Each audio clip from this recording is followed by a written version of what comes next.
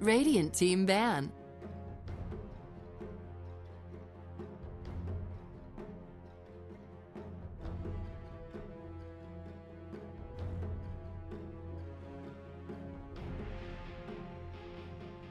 Ten seconds remaining. Dire team ban.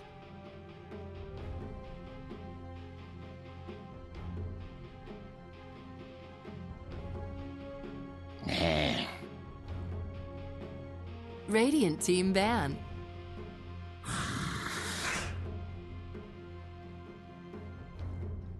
Dire team ban.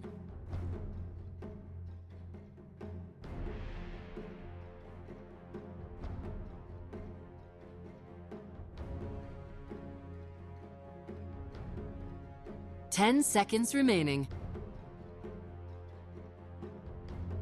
5 seconds remaining. Reserve time.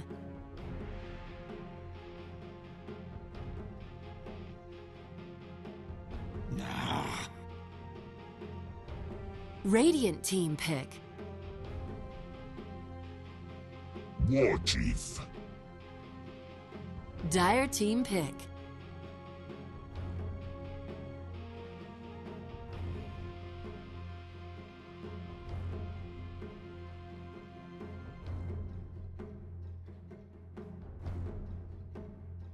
Behold the horn of Magnus. Radiant team pick.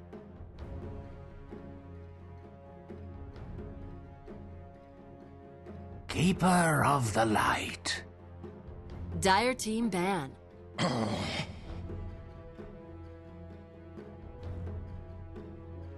Radiant team ban.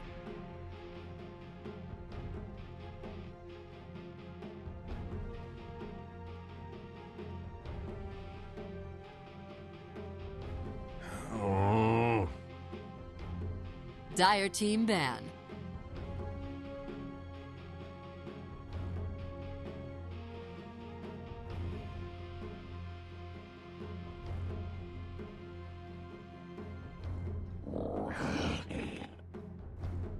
Radiant team ban.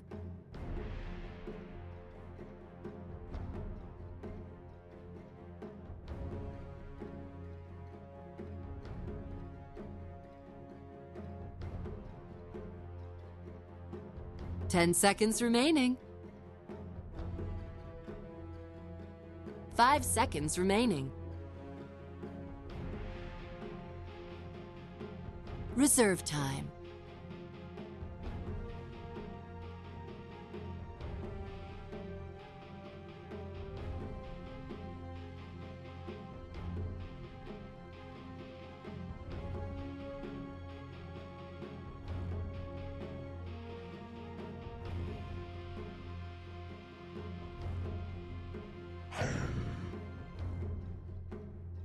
Dire team pick.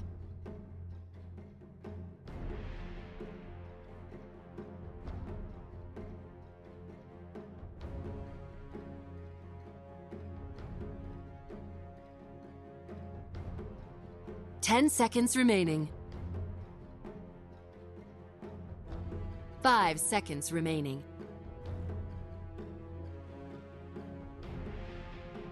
Reserve time.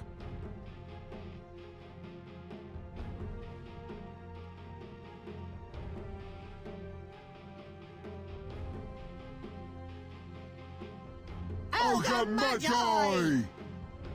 Radiant team pick.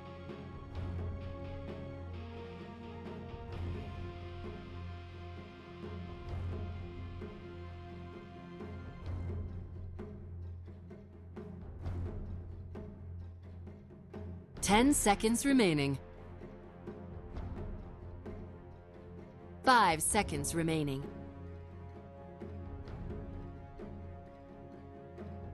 Reserve time.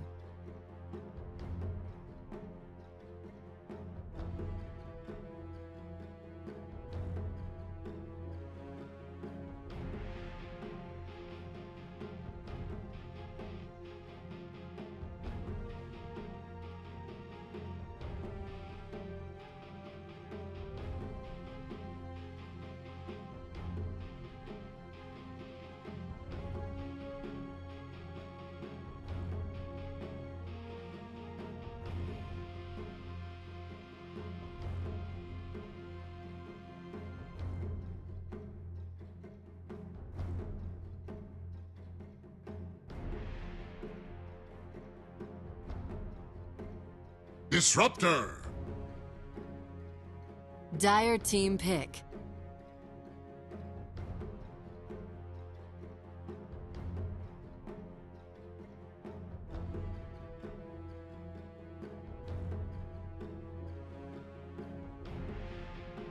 Ten seconds remaining. 5 seconds remaining. Phantom Assassin. Radiant team pick.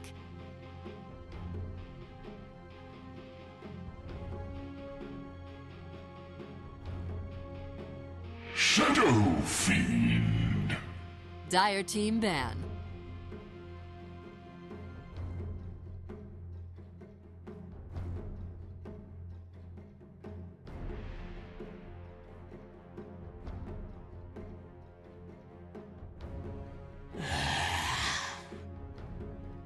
Radiant team ban.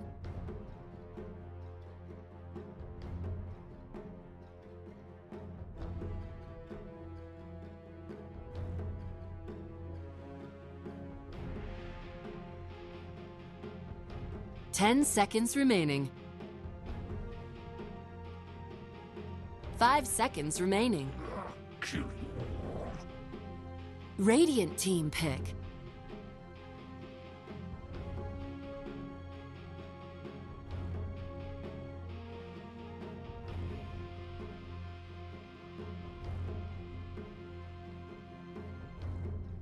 Ten seconds remaining. 5 seconds remaining.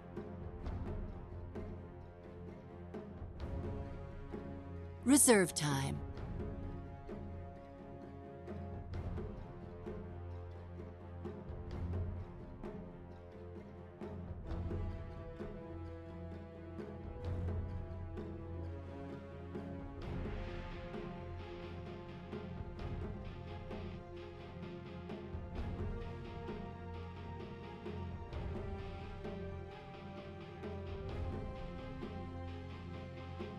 Slog.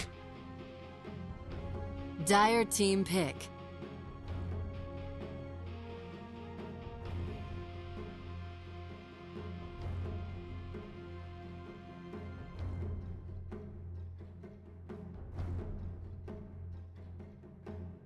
Ten seconds remaining. 5 seconds remaining. Templar Assassin.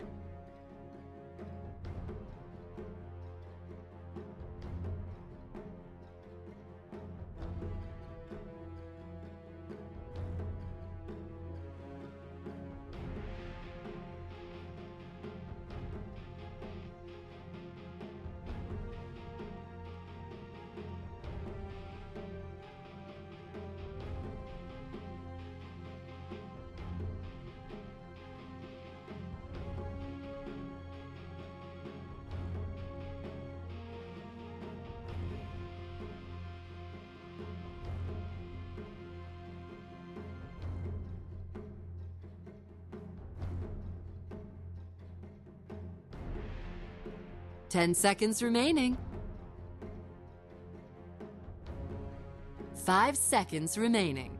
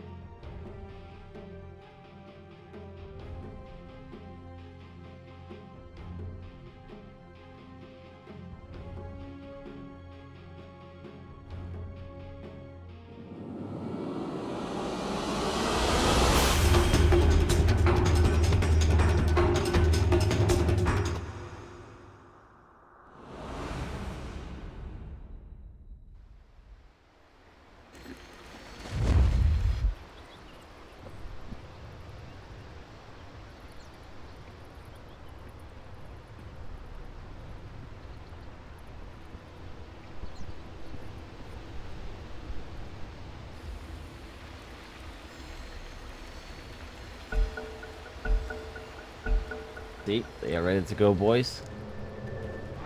Girls. Let us do it.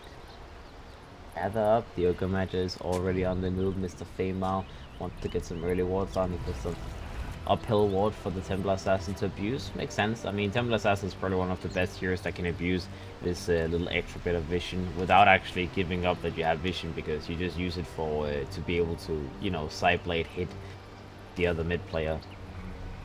And in the top area, well, the Ogre Magi placed a little hill ward up here as well. I believe he did not get spotted with the smoke, so I'm not sure if they know that ward here. In the meantime, on the other side, we have that little sentry ward being put in place. So camera's been blocked. They have the ward placed a little bit further away, but it is placed in a position that's usually very obvious. Like, if you had to guess, there's like two places you guess. If you guess it's in this area, you would probably try to take away this ward, or expect it to be here. And if you think it's over here in this area, you would place a sentry here, and then it would,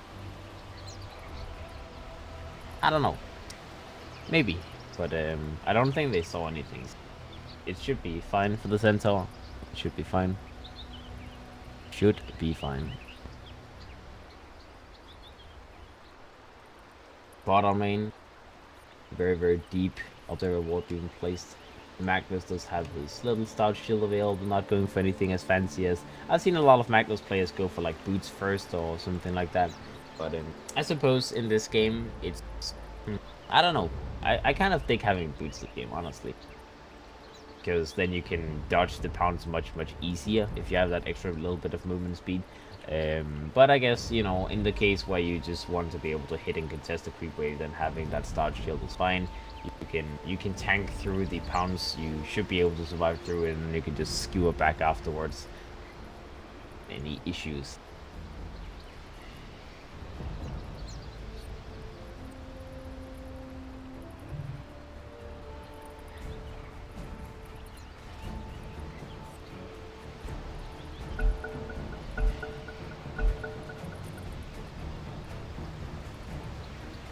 "30 seconds to battle."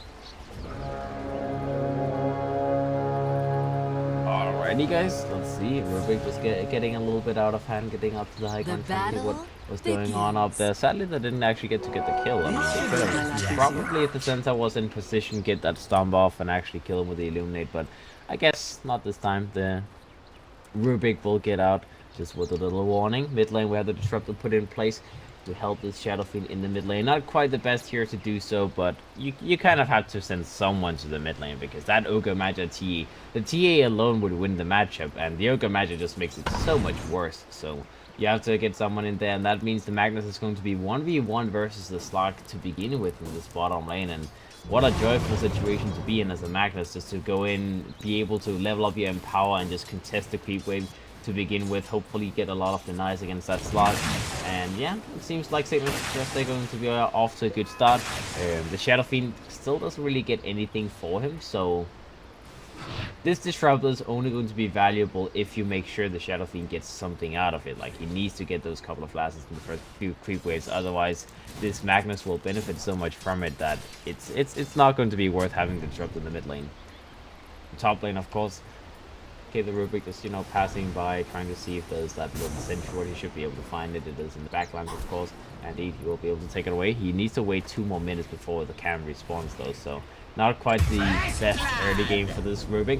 And mid lane, okay, while I was not watching, we have the first one happening on this Shadow Fiend in the mid lane. Feymau on that Ogre Magi running down the Disruptor. He wants to get this kill, so he should be able to get the kill. He will die for it, but is it worth it? I'm kind of not sure. Oh, that was a very, very nice move there from Rams, using his race to get the last. That was not worth it for sure on the side of Signature Trust, as they might have gotten the first spot, they might have gotten the extra kill on the Disruptor, but since Rams TP'd in, he got the last hit on the Ogre with his race, so he got, what was it, 16 souls you get for that.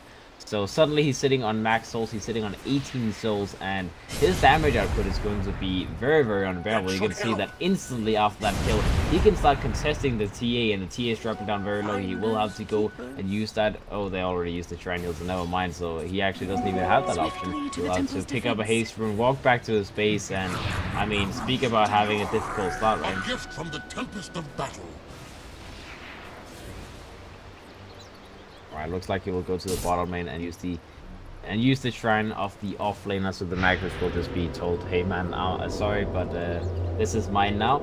It's whatever. I mean, if you get to use the offlaner shrine, I guess you don't really waste too much of your region as a TA, but I mean, like I said, he's wasting a lot of the experience. The Shadow Fiend is suddenly level 4, and the TA is only level 2, barely level 3, so that is not really the best start in the world. After giving up that kill to the Shadow Fiend, suddenly he gets a lot of last hits as well, and he's a happy man. He's outlasting the TA easily, and that is legit just on the back of that turnaround kill on the Ogre Magi. So that small thing, the small thing that happens, and Evos, they just benefit way too much from it. That's almost disgusting. And in the meanwhile, in the top lane, something we haven't really paid attention to so far, but the Centaur obviously being able to contest and last hit freely in this lane, as the Keeper of the Light is making sure the Ruby cannot really compete with and can't jump him. And also the PA, you know, not quite the hero that wants to jump a Centaur with full shield, as that's maybe a little bit tanky hero to jump on. Feymar maybe a little bit in trouble. He will take some blasts into the face. Oh, one more hit would have done the trick. They might actually be able to get the kill with the next Illuminate Blast. I don't think he's going to be close enough though, and let's see if he tries running him down. He is actually a little bit fast as well because of the Coddle movement speed, but they give up on the chase. They don't bother, so they're just going to go back. The Ogre Magi did drop down to 130 HP, so I guess we will at least have to go back to base region, so you get that value out of it. And well, the Scent on the Coddle, they have the unlimited mana pool and, well, region and whatnot because of this Keep of the Light, so they'll be fine. The PA to play a little bit with fire. The double edge is available by the Centaur runner. He does go in, threatens a little bit to use his Stomp, but no worries. He's making sure he gets his blast hits, that's all he cares about.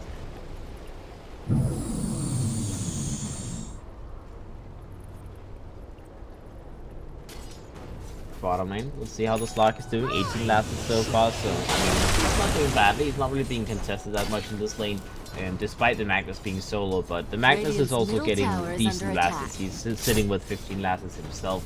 So let's see all in all who is actually benefiting them. Oh, the Signature Trust. They did have a lead a little second ago, but I guess that's went away. Farming has just been missed. Yeah, Evos, they're getting a lot out of this. I guess it's pretty much just because of that mid lane action where the Shadow Fiend just got some counter kills, that suddenly they're being able to outfarm Signature Trust, and on top of this entire dropping down inside of Evos, as they found a way to run him down and get a kill on him. I think that was kind of unexpected, but I guess same thing to the Centaur. I didn't really expect to be run down and killed like that. Oh well. Even killing him in this situation with 3 heroes though, that was so painful. The PA already down to 130 HP, barely has any mana left, and the Keeper of the Light is still spamming him down, hitting those Illuminate Blasts over and over again, and he's having some trouble sometimes surviving against it. One more blast will be his death, so he has to go back to base and region. And otherwise he would have to just, you know, hope for the best, hope that he wouldn't get hit by another blast. We all know that, you know, eventually you're gonna get hit by a blast and then you will die, and then it's like, okay, well guys, I just fed a Keep of the Light a kill on my position 1 hero, so take the trip back to base, get full HP, get full mana, and then be back where he came from. Rams in the meantime, enjoying his life, just you know, doing the old school Shadow Fiend thing. He has his levels, so he's just going back and forth, raising the creep wave 2 times, and then, you know, he can go into the jungle and enjoy his life. He's 10 laps ahead of the TA right now, and they're taking move to the bottom lane as they want to get an easy grab on this Magnus. Not too often you see a Shadow Fiend making a rotation, but he can indeed get this kill if they have enough damage to go for this Magnus. The Magnus is trying to go the other way under the tower. He does not have a TP available, so this is going to just be a slow kill, and I would imagine that Rams just decides to go the other way. He'll go down. Oh, a little happy tree will walk the other way, and now he gets glimpsed back right to the arms of the Slug, and Rams will go in and get that last hit on him. He will TP back to the mid lane so he doesn't waste too much time, and well, a lot of time purchased by that Magnus, but in the end, you know, the result will be the same. He will die.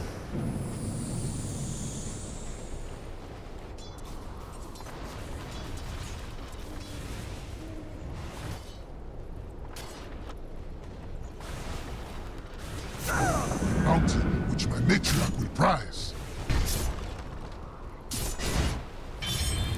Alright. Ba-ram-bam-bam. Let's see.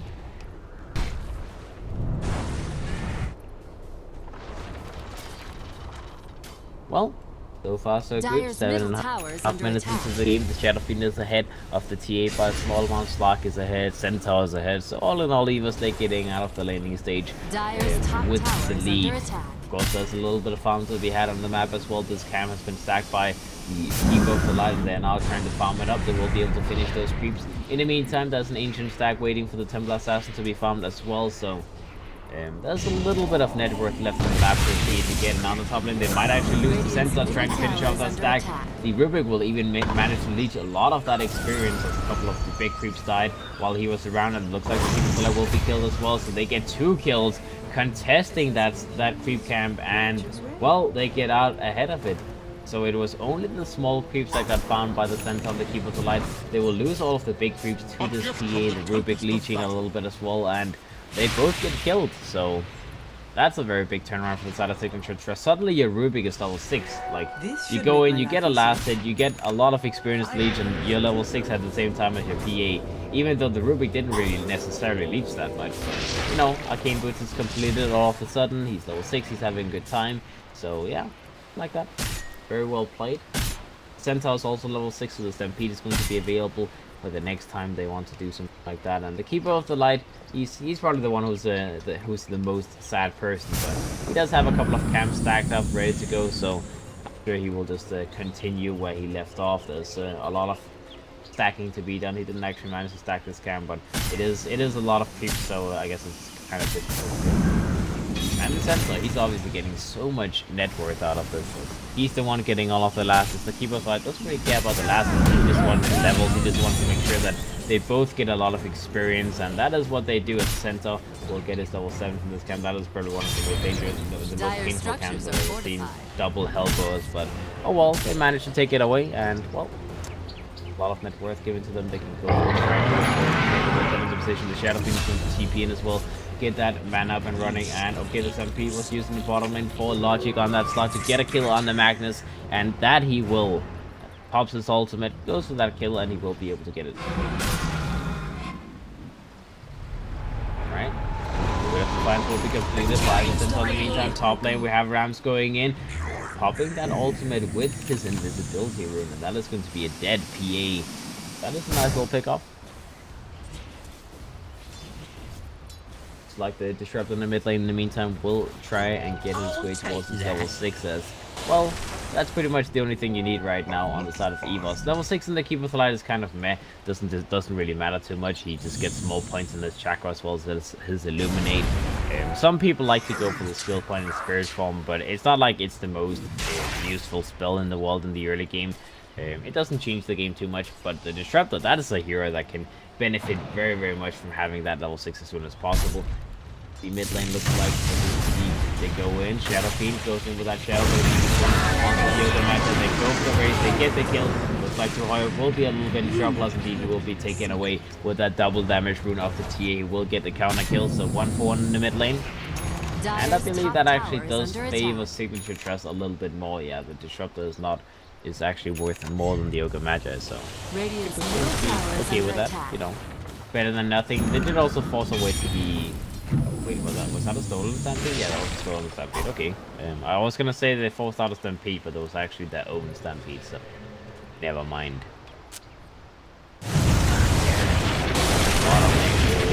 Static comes out for the first time by the Disruptor, and that is going to be a little bit troublesome as Tupoy will secure a kill on the Magnus. He will get the last hit as well, so he gets a little bit of experience, and well, this lock is going to be well on the way towards his own little Shadow Blade. His Shadow Fiend does already have the Shadow Blade completed. Dyer's bottom tower is under attack. Well, all in all, everything is going good. The TA is now on the same amount of net worth as the Shadow Fiend. He does have his blink completely moving towards his Desolator next, and the Slugs plus the Centaur is following very, very nicely as number 3 and number 4 in Radiant's terms of middle the net tower worth. is The under center, of attack. course, will rush towards his blink dagger as he's just waiting for the camps to respawn, the bounty rune to be available, and he's been able to get a lot of farm because of this keeper of the light in the lane.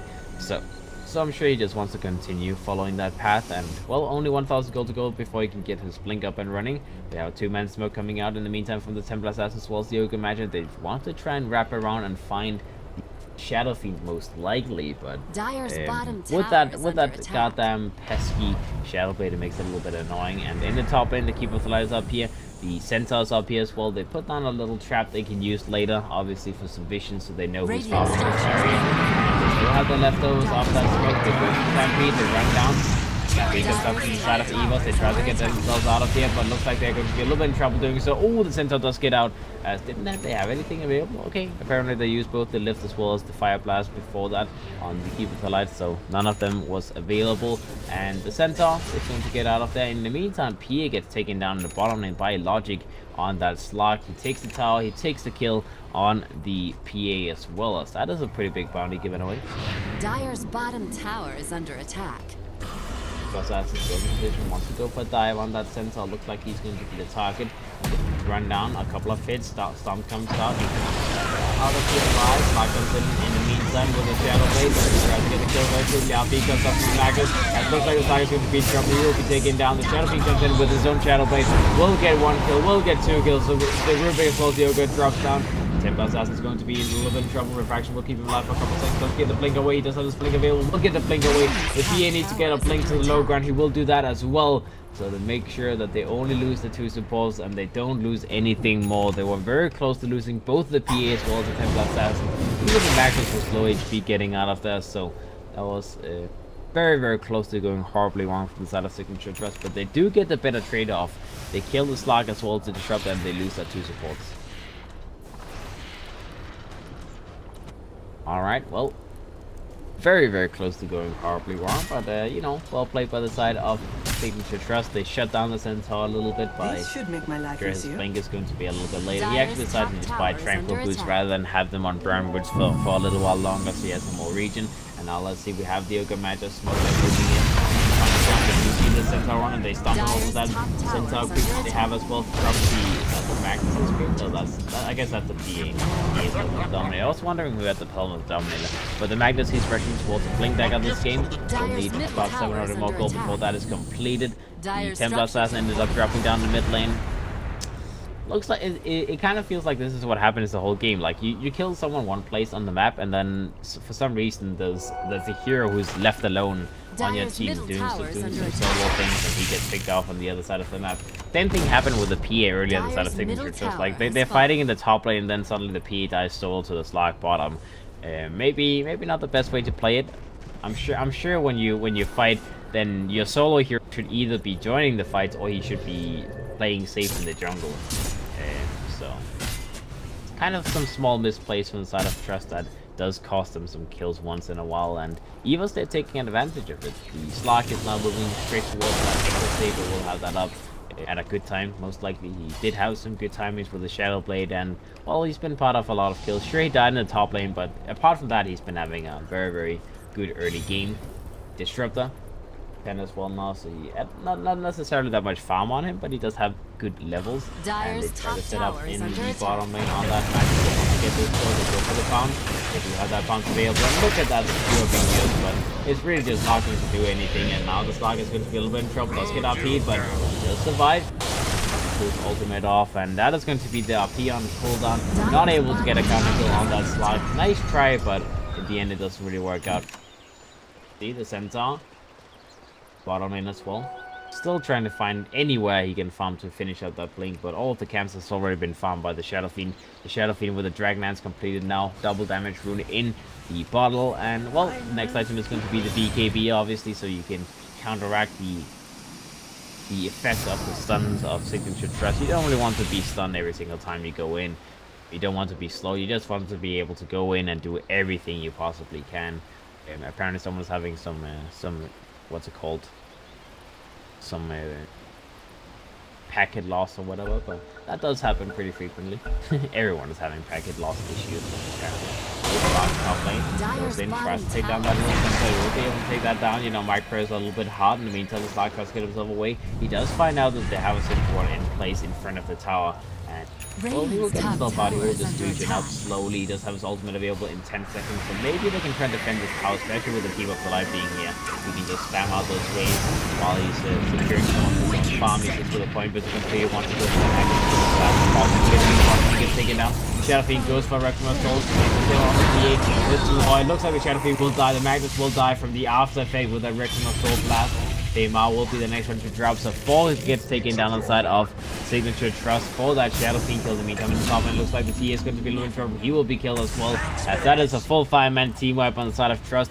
And that is the price to pay for killing the Shadow Fiend. I'm sure they will be very, very satisfied giving up the Shadow Fiend if they get so much in return. And I mean, the Shadow Fiend, even on his dying bed, he did so much damage with his Requiem of Souls. His Requiem of Souls when he died, of course, finishing off the Magnus. And you know, that's the joyful thing when you die on Shadow Fiend. You get like 1 or 2 extra kills just because of your souls blowing up. So yeah, Shadow Fiend's still the most popular in the game. Still moving straight towards the... Well, why is he showing? Okay, never mind. I was gonna say, why is he showing another Dragon Lances? It's like, is he playing Meatball? Does he want multiple Dragon Lances? No, he's going for a Hurricane Punch this game. I would still say that the BKB would be the best option. Like, the way I like this the most would be Shadowblade, Dragon Lance in BKB, and Sylvage. And then you go for Butterfly. Like, the only reason you go Sylvage this game is basically the PA, because he doesn't have his BKB completed yet, so you might as well try and abuse that as much as possible, but looks like he wants to go for Hurricane Pike. Hurricane Pike is not a bad item this game. If the Magnus blinks on you, you can pike him away. Obviously the TA, same thing. Same thing for the PA as well, but it just feels like you're so farmed that you don't really need a defensive item like that. Dire's top tower is under attack. Slack will have his Echo Saber complete in a moment as well. Creepers on the top lane. It's being farmed down very, very low. They want to take it, but looks like they will have to back themselves up. The Slack goes for TP out, and he doesn't want to be in this area anymore. Can blame him. The Keeper of the Light will stay here. He will try and get as much farm as he can. He's only 1,000 gold to go for that Academic Scepter. That is going to be a very, very big upgrade for him to start healing his team with that axe. Centaur. Blink is completed finally, so next item will be the Acronym Scepter for him as well, but as the issue has been pretty much the whole game, there's not a lot of places this guy can go to get farm, as the Shadow Fiend is leeching a lot of the experience, and you can see even this Camby is trying so desperately to farm. The Shadow Fiend goes and takes the big cream, and he's like, thank you very much. I brought him in RP comes out. That might be a little bit troublesome indeed. That is going to be the case as the logic gets taken down on this. Like, very nice blink RP. Fast reaction by that Magnus, just spamming that button so he makes sure that the Slug doesn't get the Dark Fact off, and that is going to be a good pickoff. Slug is moving towards the Sylvage neck, not rushing towards his BKB, and it makes sense. You kind of want to have some Sylvage effect as early as possible against that PH, so you don't have to worry about his evasion anymore. Tier 1's on the bottom lane gets taken down. Tier 2 in the top lane will be the trade-off. So both teams, they get 1 tower against the other team. And now let's see Signature Trust pushing down the bottom lane a little bit. But in the end, the Templar Assassin will just rotate back to the top lane. We'll push out this lane. That the Keeper of the Light in the meantime is obviously still farming the creep wave, still just pushing them down as much as he possibly can. And he will get his Acronym Scepter off of the back of these couple of creeps.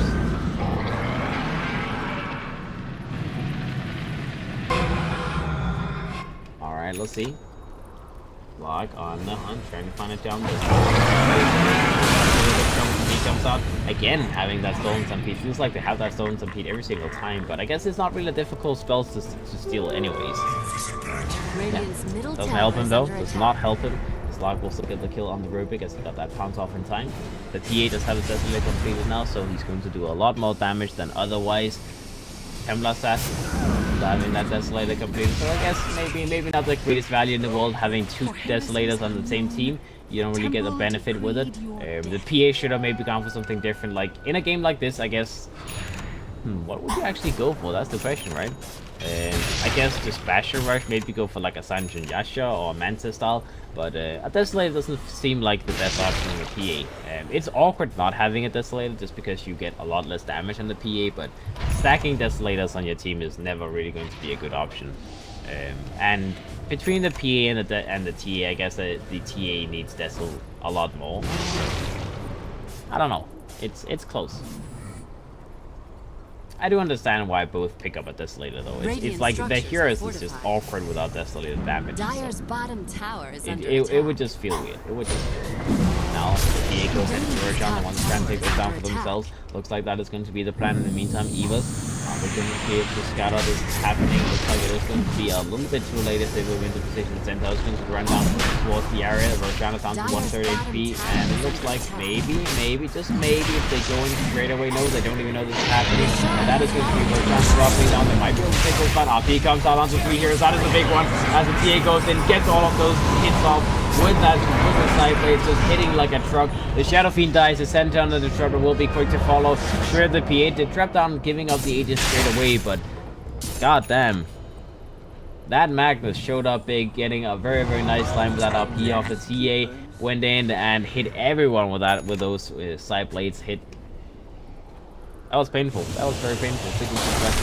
A lot of gold in that fight as Evos. Before this, though, 7.5 thousand net worth ahead, and now, I mean, you lose your Shadow Fiend, you lose your Centaur like that. That is probably like 5,000 gold going to the side of Signature Trust. They will get the... They will get a couple of towers as well. They do lose a tier 2 tower in the bottom lane from the slot, but to get a tier 1 tower, they probably want to push on further and get the tier 2 tower in the mid lane, as well as the top lane on top of this. So, we'll see that. The BKB coming up from the Templar Assassin as well, showing up and doing a lot of work. The gem was picked up, and that was... Wait, was that a gem from the Shadow Fiend? Okay, so the Shadow Fiend bought a gem from the team, and fed it away instantly to that Templar Assassin, so he's going to be a very happy man picking up that extra gold gain in a little fight, of course. Bottom lane, they tried to go in the slot, but it's going to be well out of that. Pops his ultimate to make sure that he gets a clean escape. He does have a silver edge completed now, so he's going to be able to abuse that PA a little bit, but the PA is already well on his way towards his BKB, so he's not going to be in trouble that much longer. And let's see what else. The Centaur halfway towards his own academy, so that the Keeper of the Light does have his axe completed now, but it is nighttime, so obviously you don't really have the greatest benefit of it yet. What else? What else is happening? Disruptor's, for some reason, rushing towards an Aghanim Scepter himself to Hoi. Maybe a little bit greedy on this guy, but if you get the Aghanim Scepter completed at some point in this game, that is a huge item. As obviously both the P as well as the Templar Assassin, once they get that BKBs up and running, which the Templar does have his own BKB and the P will have his BKB soon enough, they both will rely heavily on getting the BKBs off in the middle of the fight. So the Disruptor, if he gets to stop them from getting this off, that is going to be a pretty good thing. The Magnus, in the meantime, does have an Eel Scepter completed, moving towards a Lotus Orb next. Kind of interesting item build, but I guess the Stealth Eels is necessary and very useful against the Static Storm, but it's like you're playing Magnus, so you might as well go for Bling. I don't know. I guess it's understandable because Force Staff is not really that useful against large counts, so I guess Eel Scepter is like a replacement for the Force Staff, right? Disruptor gets spotted out here in the meantime in the back line. We do have BKB being forced out by the Templar Assassin, as he didn't want to take any chances. It's only a Static Storm, so maybe he shouldn't have been that worried, but he didn't want to take any risks in case anyone else was coming from side of Evos. So he just popped the BKB, get the clean kill, and then, you know, continue farming, continue fighting. He is 3,000 gold ahead of the Shadow Fiend at the moment, so everything is going good for him. The Shadow Fiend did complete his own silver just while he's moving towards that BKB next. And finally, they want to start getting some BKB on their own side. The Slack, in the meantime, just statting up, just making sure he can get as much survivability as possible, having a Skadi as his next big item in mind. The Centaur as well with 400 gold scope for his Aghanim Scepter, so once that axe is complete, it's going to be much easier to survive in the team fights with that 50% damage reduction. The TA might be the target they're trying to go down. Comes out, looks like the Team Assassin is going to be a little bit in trouble. Refraction comes out, he pops the BKB too late, and that is going to be TA dropping down, even using the third BKB charge without getting any benefit out of it. And the Magnus as well gets glimpsed back right into the pawns of Evos. They find another one, the Ruby will be spotted out. He will be run down, the Centaur tries going, the Cannonball comes in to get so still Zero Magic gets a pounce on him. This is going to be a disaster. Signature Trust there just being overrun. They lose one, they lose two, they lose four. All of the sudden, the gem is going to be on the ground as well, as that will be picked up by the Disruptor, so the Ogre Magnet will give away that little gem back to the rightful owners. And the Tier 2 tower gets taken down. Evos, they're going to pressure on further. They want to get the Tier 3 tower. They want to get a set of frags. As without a buyback coming up from the Templar Assassin, there's no way they will back up. And here the Templar Assassin's buyback comes out. The River Go buyback as well. That's still going to be 3 heroes only. As Evos, they want to continue pushing. They have to worry about nothing until the Magnus is back up with that. Magnus RP being available. The Slack goes a little bit far in, maybe too far. The Centaur goes in, doesn't have the Stampede available. Needs to be a little bit careful. Looks like he will be taken down. And that is going to be the price they have to pay. The in the meantime, Pulse's BKB tries to focus down the Keeper of the Light. Shadow Dance comes up from the Slack. In the meantime, James gets used in the PA. He gets sent back, and the Trouble, he will be the one giving up his life. He did pass along the gem to someone else in the meantime, so they didn't lose the gem. And he was like, okay guys, I'll suicide, making sure that you guys can get out cleanly. And that is what happened. In the meantime, the Magnus may be on the hunt, but they'll back up. Evos, they don't want to take any chances. They will just move back to the base and regroup. I'm pretty sure they could have gone out of that much cleaner. They tried to force a fight, but the Centaur should not have blinked forward. Like, he tried to blink forward because he wanted to save the slog, and overall it just seems like a messy situation. They could have just gotten away with taking the racks and then back up, but they tried to force a fight with the slog and ends up paying the price, having to lose a couple of heroes. But it's still not that bad. I mean, you know, Disruptor Centaur being taken down. They still get the tier 3 tower, they still get the melee racks, they can start taking down the shrines very soon. And they did force out multiple BKBs as well. That was a 10-second BKB used by the PA without really winning a fight. The Templar Assassin did use his 8-second BKB as well, so those BKB charges are dropping down very quickly from the side of Trust, whereas Evos, they still have yet to pick up their own BKBs. They're just playing as greedy as they possibly can. The Slug picked up that Scotty. Well, he disassembled his Soul Wedge to be able to get another ultimate off, so it was a little bit cheaper. But he will go back and pick up that Soul Wedge in a moment. Of course, the Disruptor, only 500 gold to go for his own Acronym Scepter, so that is going to be an item that he can pick up this game. The Slug, beyond the move, goes in, finds the Templar Assassin, will be a little bit in trouble though, and then he pounces himself away. In the meantime, the Templar Assassin goes and tries to get a kill onto Roy. Oh, that damage reduction to Stampede, 50% damage reduction, barely enough to keep him alive.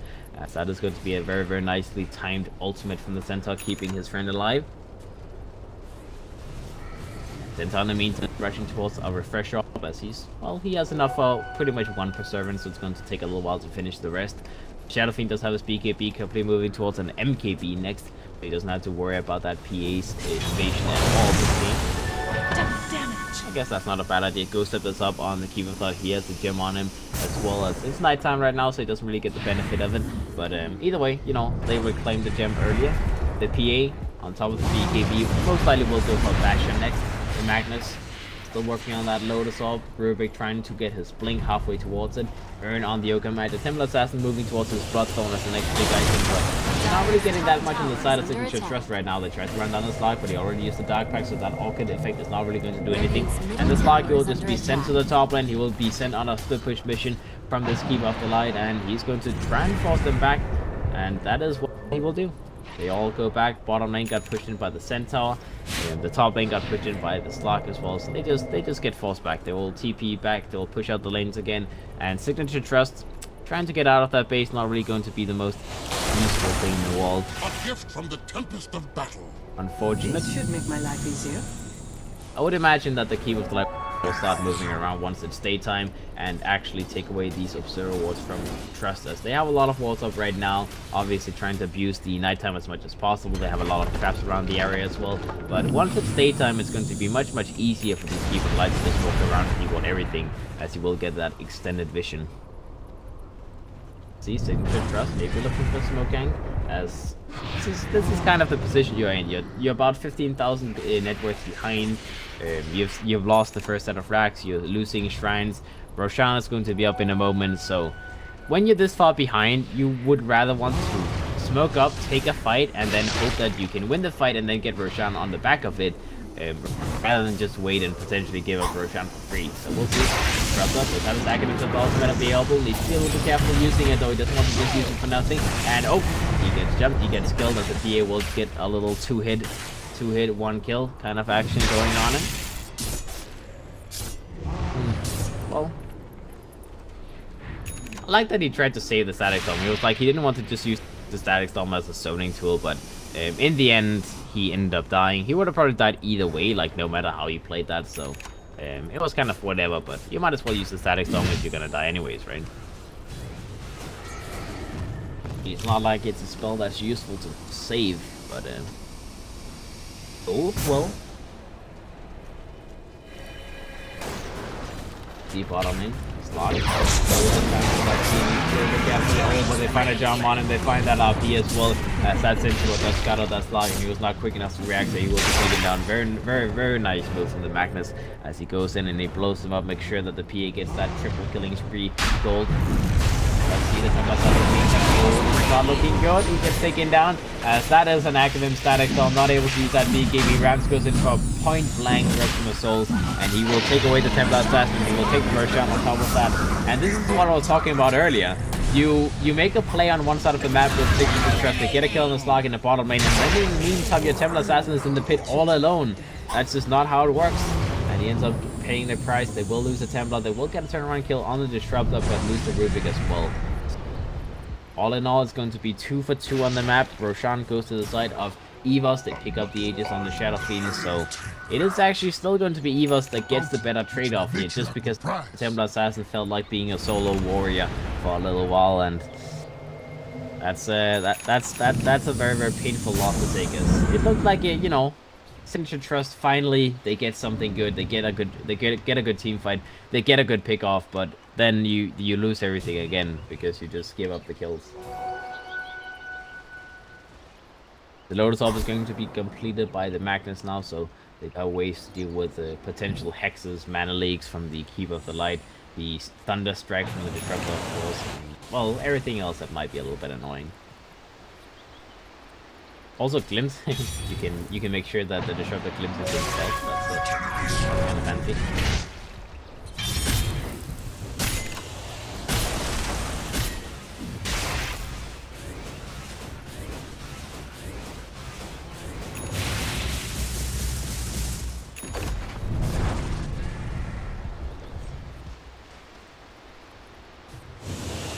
Alright, we'll see.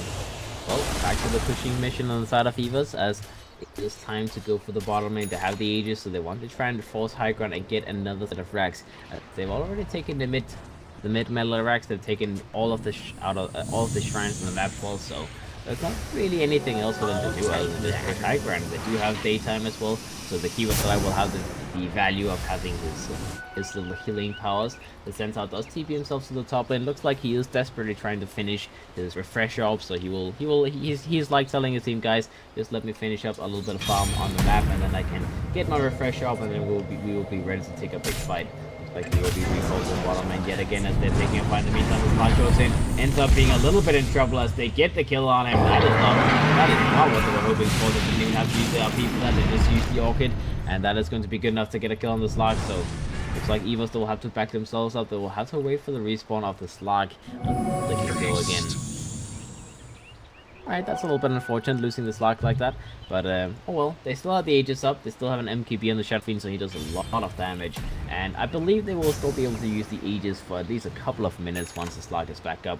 This does also give the time for the Centaur to finish his refresh up, so you will have 2 Stampedes available for the next high ground push. So they do have everything available they need to get a very big high ground push going on the side of Evos. And on the side of Signature Trust, they did get a lot of gold for that Slug. The Episode Blade is now complete on the PA, so he does a lot more damage. For the refresh up is going to be the next item for the Magnus, so once that is completed, they will have a much better time fighting the late game. And Bloodthorn on the Templar Assassin, that is a big damage item, as we, you know, whenever he gets that off on the Slug, that is going to be a very troubled Slug. The Slug himself actually decided to move towards, still not going for BKB. He still doesn't want to be that guy who goes for BKB, but I'm sure Mantis is going to be his next item. He does actually, no, he goes for Sanjin Yasha, okay. I'm a little bit curious. I mean, Sanjin Yasha is a cheap stat item, and you do get that MAME value as well, so it's not a bad item, but I just feel like when you're playing against a Bloodthorn, then having a Mantis seems a lot more logical. Just in case you don't have the Dark Pact available, and you get silenced, so you don't have to worry about that. But he is going to go for the Sanjin Yasha. Not a bad item either. 3000 HP. Down top and just jump down. BKB gets caught by the PH. Tries to follow him down. He comes out by the back and tries to keep him in control. Second Stampede comes out from the Centaur and he wants to get himself out of there. And looks like that is going to be the case. BKB's got popped, everything like that. The Slark now goes and tries to get a jump on that Templar Assassin. Templar Assassin is going to be controlled. The Slark goes to the next target. River gets to the one he wants to burst on, but the Slark drops on very early and he's still a little bit careful. Hides himself in the trees. The Templar Assassin tries to find him. The Ogre Magic will be taken down in the meantime. They lose the Centaur to the PA. The Disruptor gets taken down as well. The Slark is going to be killed by the Disruptor. That is 3 down the side of Evos as they lose so many heroes. They used both of their Stampedes and they still ended up dropping the fight. The Academ Static Bomb came up from the Disruptor, but nothing really worked. As the damage output of the side of Signature Trust with that PA is just that high. I mean, 6,000 damage, 3,000 damage in the Templar. These two heroes do so much work with that Empower. Scary amounts of damage, man. Scary amounts of damage. And that is going to be the Aegis reclaimed as well. So Evos, they kind of failed to use that efficiently for anything.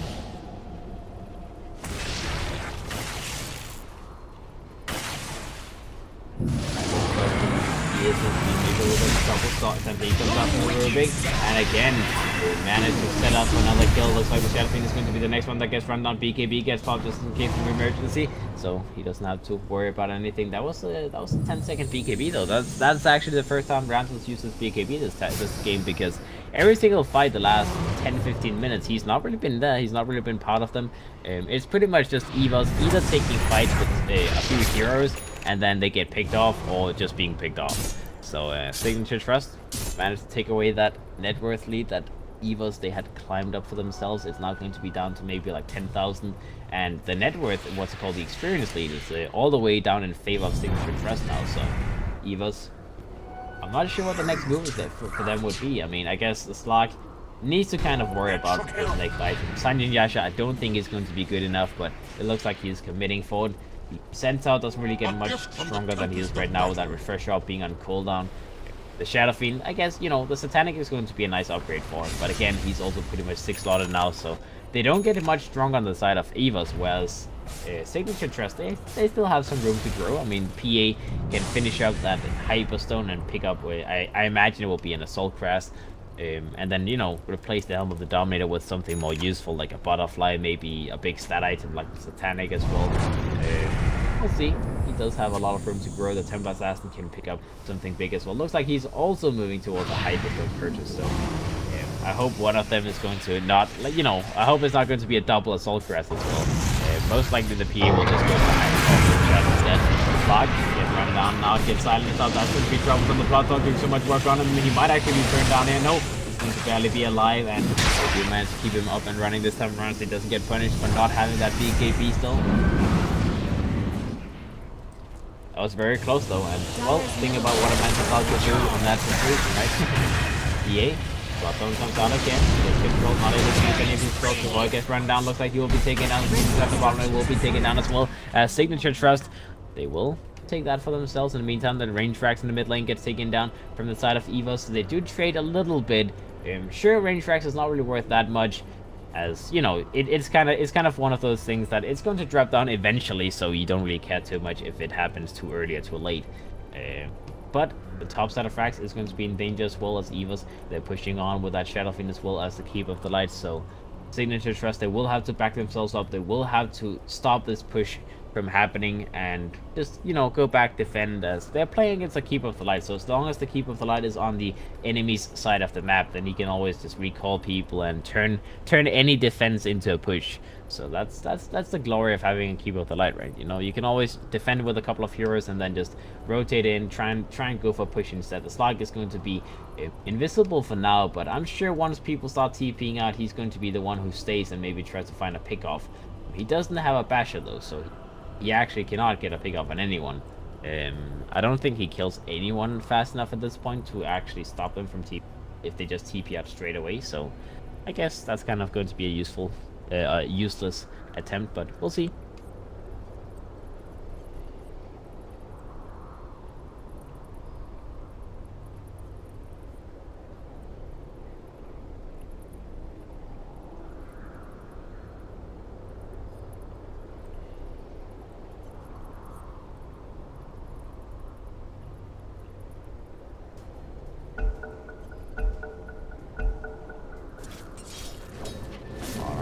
see. Radiant's He comes up and doesn't want to use the refresh up to get it off. Cooldown. And Hook's unveiled, but he gets bashed up. He gets control. Both of these heroes get taken down by the PA as the Empower crit, the cleave. Oh boy. Oh boy. Oh boy. Not getting that hook stuff off in time, and well, that's looking bad. The Slark doesn't have buyback available. Centaur uses his refresh up again in this fight, so once he's back up, even if he buys back, he will only have one Stampede available, and in the meantime, the Rubik with that stolen Stampede will use that to get themselves a little bit further away from some troublesome places, and well, it was like the last bit of that Stampede anyway, so you might as well use the spell before it goes away, because otherwise, why not? You know, either you don't use it or you use it and you get like almost no value from it, but it's more fun just watching people running around with that extra movement speed, you know, that's always glorious.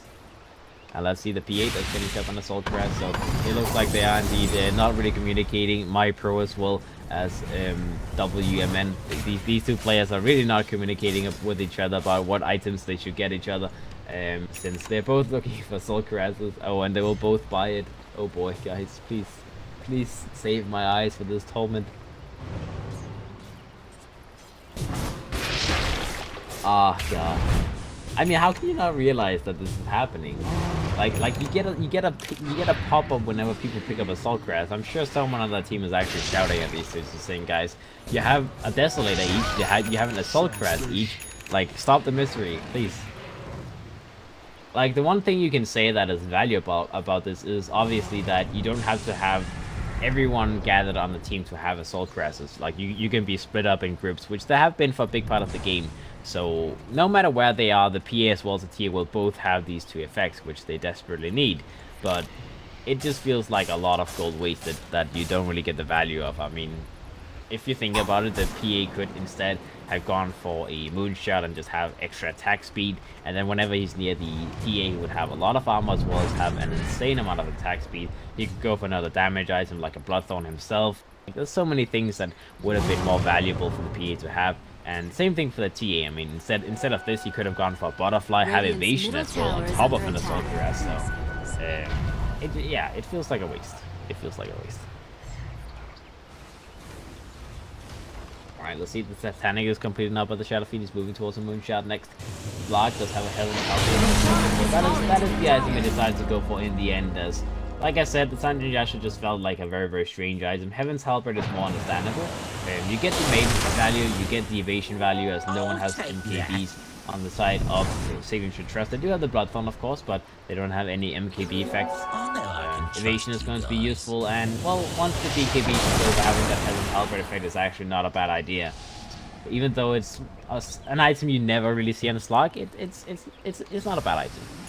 And he's moving towards an Assault Crash next, so he wants to be able to tank up himself as well. Again, I kind of get the feeling that Manta Style would maybe still be better, just because that Bloodthorn have been an issue for him every single time. Like, every time he died, it's either on the back of an RP or it's on the back of him being silenced. So I think you can at least, like, you should at least worry about one of those two things. You can definitely make sure that the silence is never going to be an issue by getting a Manta Style. So even in the case where your Dark Pact is not going to be on point, or the TA just outplays you when using the Dark Pact, you know, waits for you to use Dark Pact and then goes to silence afterwards, then you have the Manta Style to follow up with, and then yeah, like, you know, whatever, right? Oh well. In the meantime, Signature Trust, they go for a 5-minute smoke, they try to find an initiation, and it's like a Dark Pact comes out, he goes for an RP, a little bit too quick on the trigger though, as they saw him use that Dark Pact, but in the end they just wanted to go for a jump instantly, and that is going to be the Slot getting himself out. He gets recalled instantly with that Shadow Dance still being active, and since he didn't take any damage, he will just be recalled to the Keeper of the Light, so that is going to be a team fight wasted on the side of Signature Trust. They used the smoke, didn't get anything out of it, they used the RP from the Magnus, which is only to be equivalent to 90 seconds, and, well, not too good. Most lovely initiation in the world. The Magnus does move a little bit closer towards the refresh shop. I believe he does have enough gold to complete it now, so why not?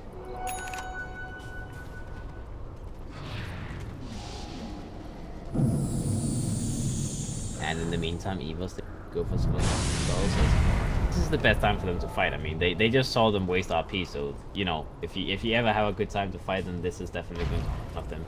The Centaur, in the meantime, 5 seconds ago, then he has the double Stampede available. He's moving towards an Ethereal Blade of all things, so I guess he wants to be a little bit more bursty, do a little bit more damage for the team, and, well, they do have a lot of magical damage on the side of Evos, for sure, with 2 hoist static stuff as well, so it's not necessarily a bad item.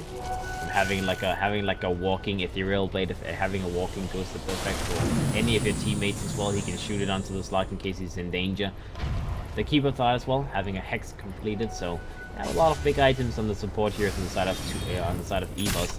The Disruptor with a Blink available, so you can go for better initiation, set up a little bit better for the fight as well. Will blink away. That's the one to get a kill on him. Glimpse comes out on the Templar Assassin. He will be sent back to the mid lane. Like, get the hell out of here, man. Walk away.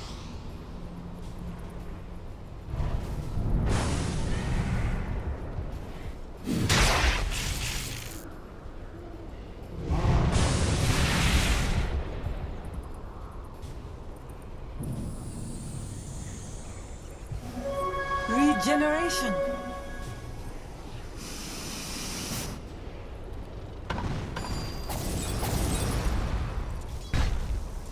Let's see, Tuhoi needs to be a little bit careful in the top lane, as I'm not sure if he's thinking about actually going on the Zoga match. I don't think he has enough kill potential to actually go for this. He's staying in the area, he goes for Static Bomb comes out, and well, as expected pretty much, it doesn't work out. I mean, there's no way that a Disruptor does that much damage, so I don't even know what that attempt was, honestly. That just seems weird. Seems very weird indeed. Alright, in the meantime, in the backlines, let's see the Fly gets lifted up, gets buffed on up. He's controlled. They don't have any vision though, so they will have to back themselves up. And the Rubik is like, I need to get the hell out of here as I'm being run down by a Slug. But in the meantime, the Slug gets recalled. He's being sent back to safety by the Keep of the Light's arms. That is going to be the T-fight once again, ending very, very quickly after starting. The Rubik will have his Acronym Scepter completed momentarily as well, so he can actually, you know, potentially steal the Static Storm, turn it against the enemy team. The Stampede is going to be a much, much better steal when he gets the Acronym Scepter, as well as, you know, he can potentially turn into a Centaur himself if he goes for like an axe and then picks up a pressure up as well. Then he could have some scenarios where he has double Stampede available, and let's see, Rams now, he comes out with the alive, and now PA trying to run him down. The 7 speed could be available, as well. He gets hexed up in the meantime. Magnus goes in, gets an RP up on the gets taken down. RP comes out number 2, as that is going to be the Slug being controlled out.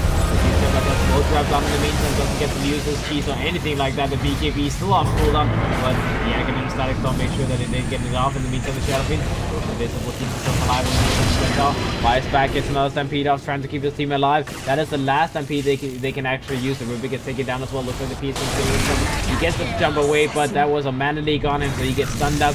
He gets taken down the second time. That is the Aegis and his own life dropping down the PA. He buys back instantly, tries to move back into position. They need to try and take this fight, as the Yoga Knight in the meantime will TP himself out, so he will survive, but the base is in danger in the meantime, and the Templar Assassin will most likely have to buy back as well. So that was a very, very good fight for the side of Evos. They used pretty much everything they had, but that was 2 RPs being used for Magnus, so he doesn't have those available for the high ground defense here now. And the Stampede number 1 is going to be up and available in 15 seconds.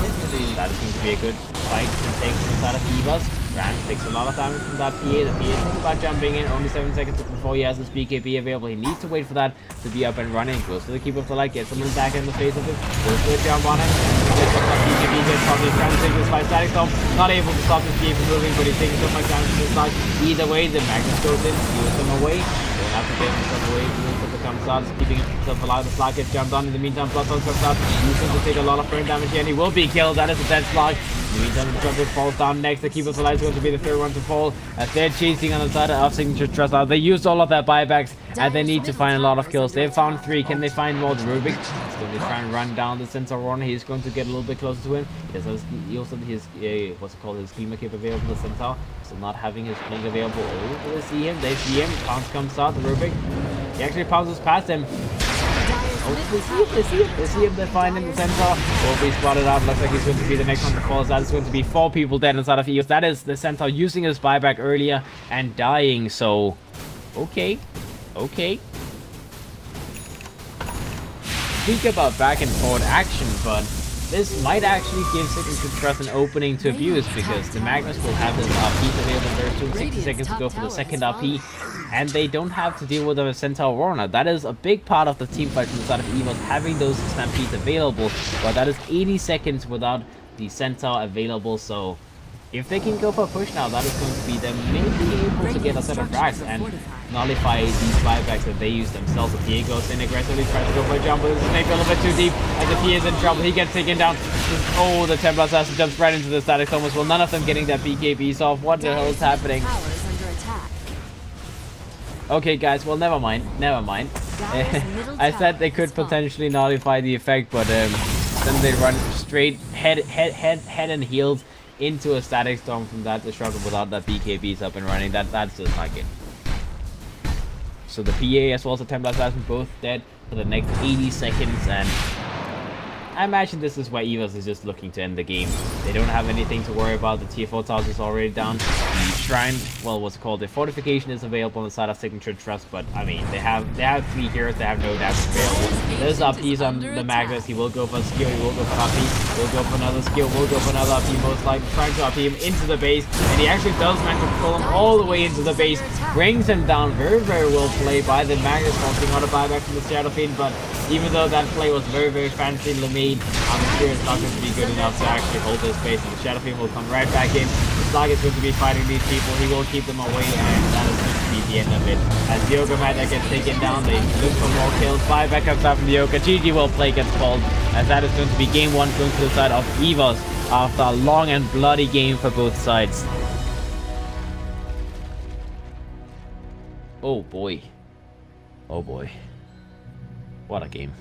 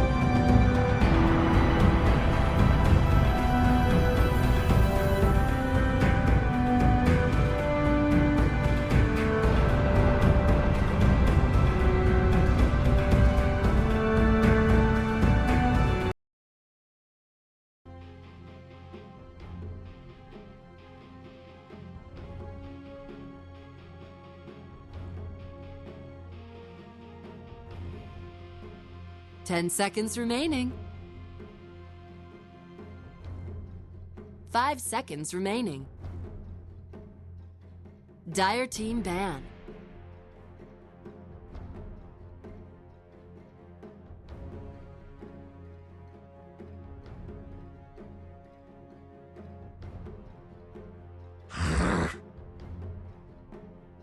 Radiant team ban.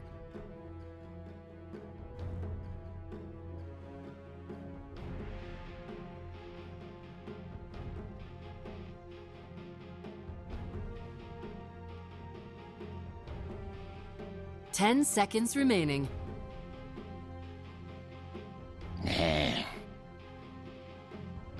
Dire team pick.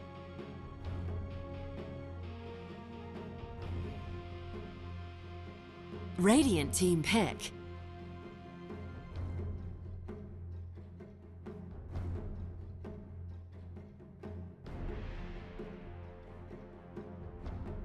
Ten seconds remaining. 5 seconds remaining. Reserve time. Needs assassin. Invoker. Dire team pick.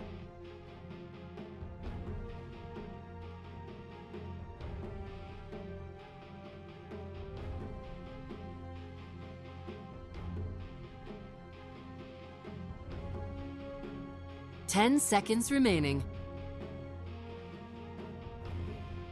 5 seconds remaining. Reserve time.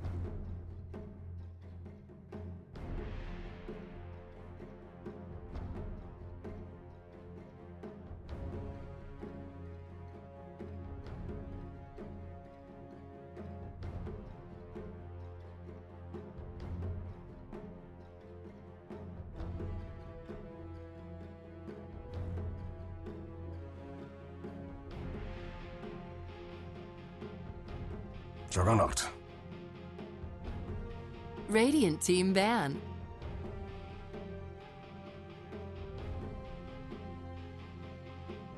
Dire team ban.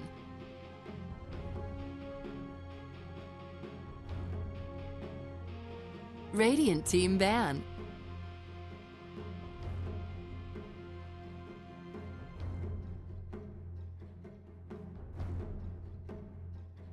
Ten seconds remaining.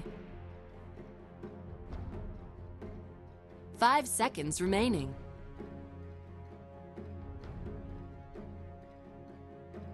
Reserve time.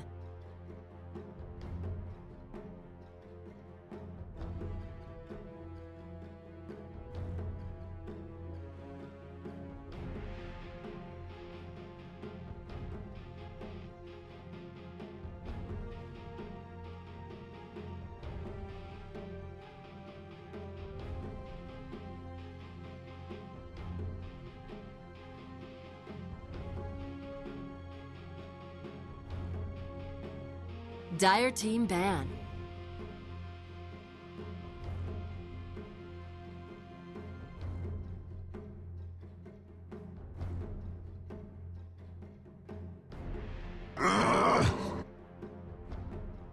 Radiant team pick.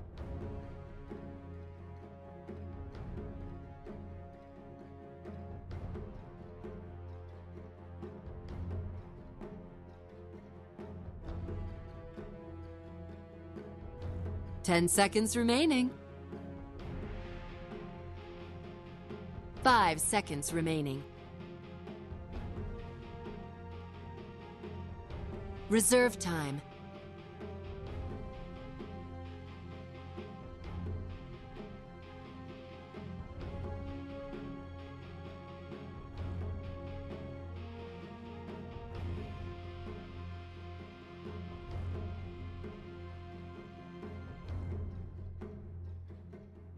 Warlock. Dire team pick.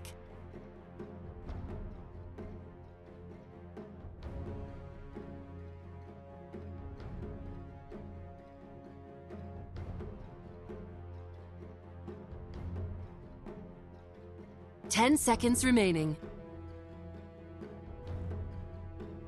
5 seconds remaining.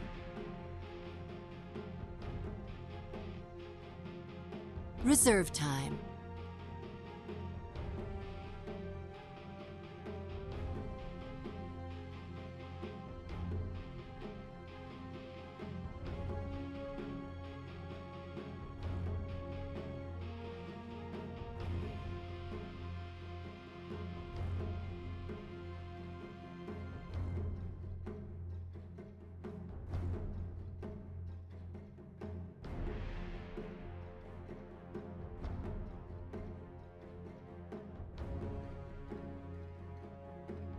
Lion.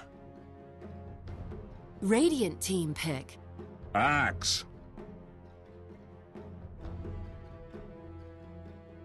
Dire team pick.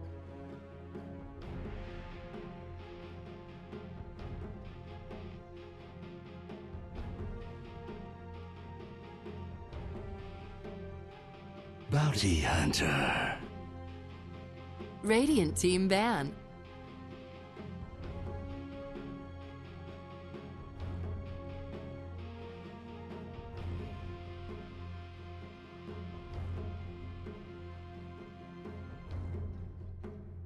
Ten seconds remaining.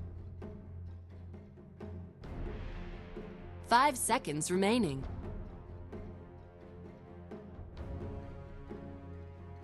Reserve time.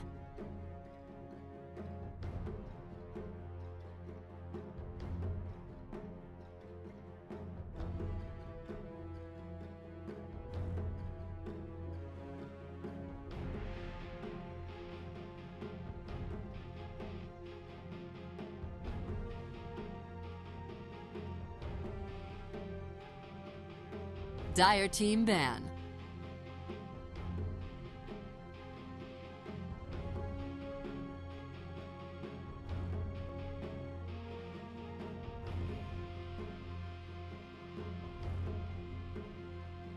Ten seconds remaining. 5 seconds remaining.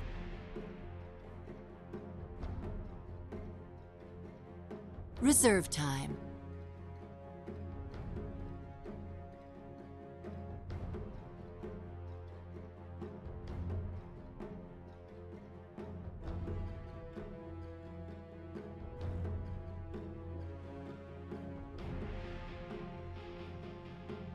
Dire team pick.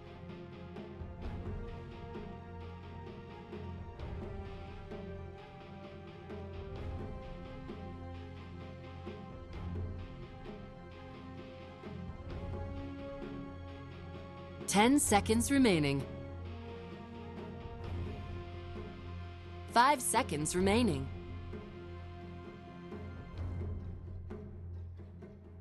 Reserve time.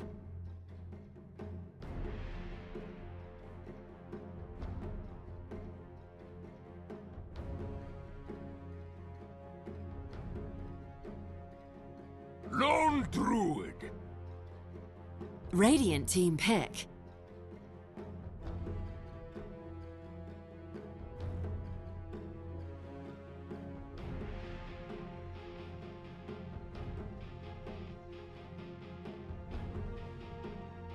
Ten seconds remaining. 5 seconds remaining.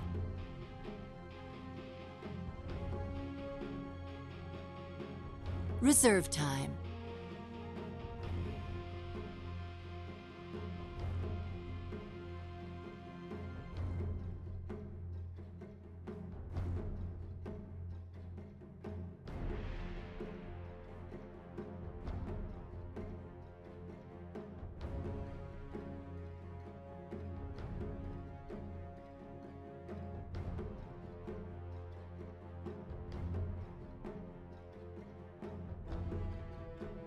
Weaver.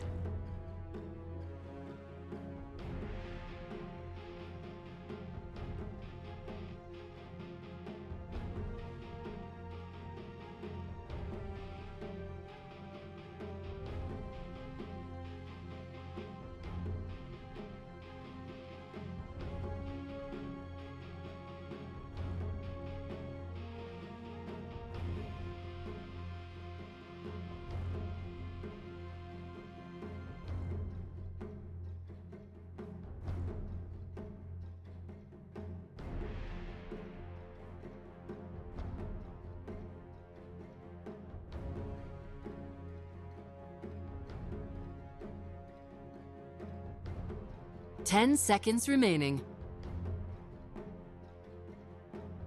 5 seconds remaining.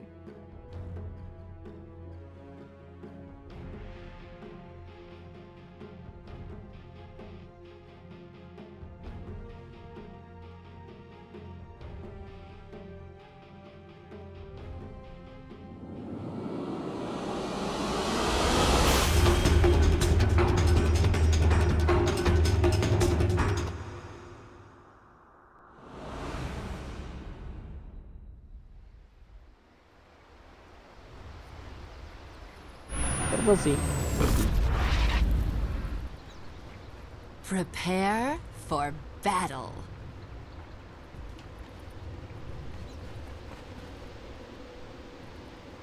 Looks like that is all already going to be denied. He has a Wraith Band on him, so I mean, if you go for old school 100, I'm sure that you just pick up items on the bear already to begin with, just, you know, your Quelling Blades and whatnot, and pick some regen on your actual hero. I'm not sure. I mean, I guess an Aquila would not be too bad, but we'll see what he decides to do. I imagine there's going to be the New Age Lone Druid, the ranged Lone Druid, and then he will just hope for the best. Hope that it's going to be good enough to carry this game. It is going to be a lot of damage in the mid game and the late game, but they need to get to that point safe and sound. Track is going to be nice as well. I guess Lone Druid is one of the heroes that can fight early, because, you know, once he's level 5, he has his root, and then he's ready to fight. He just needs the bear to do the work for him. And tracks on top of that would be a lot of gold on your side, so be very happy getting some extra gold for themselves.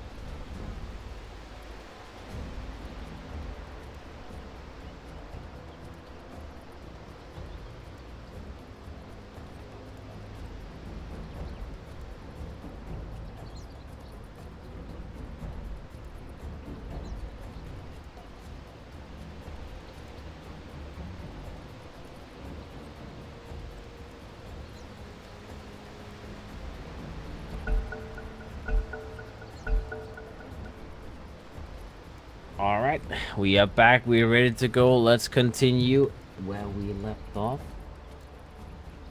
Ba ba dum bam bam.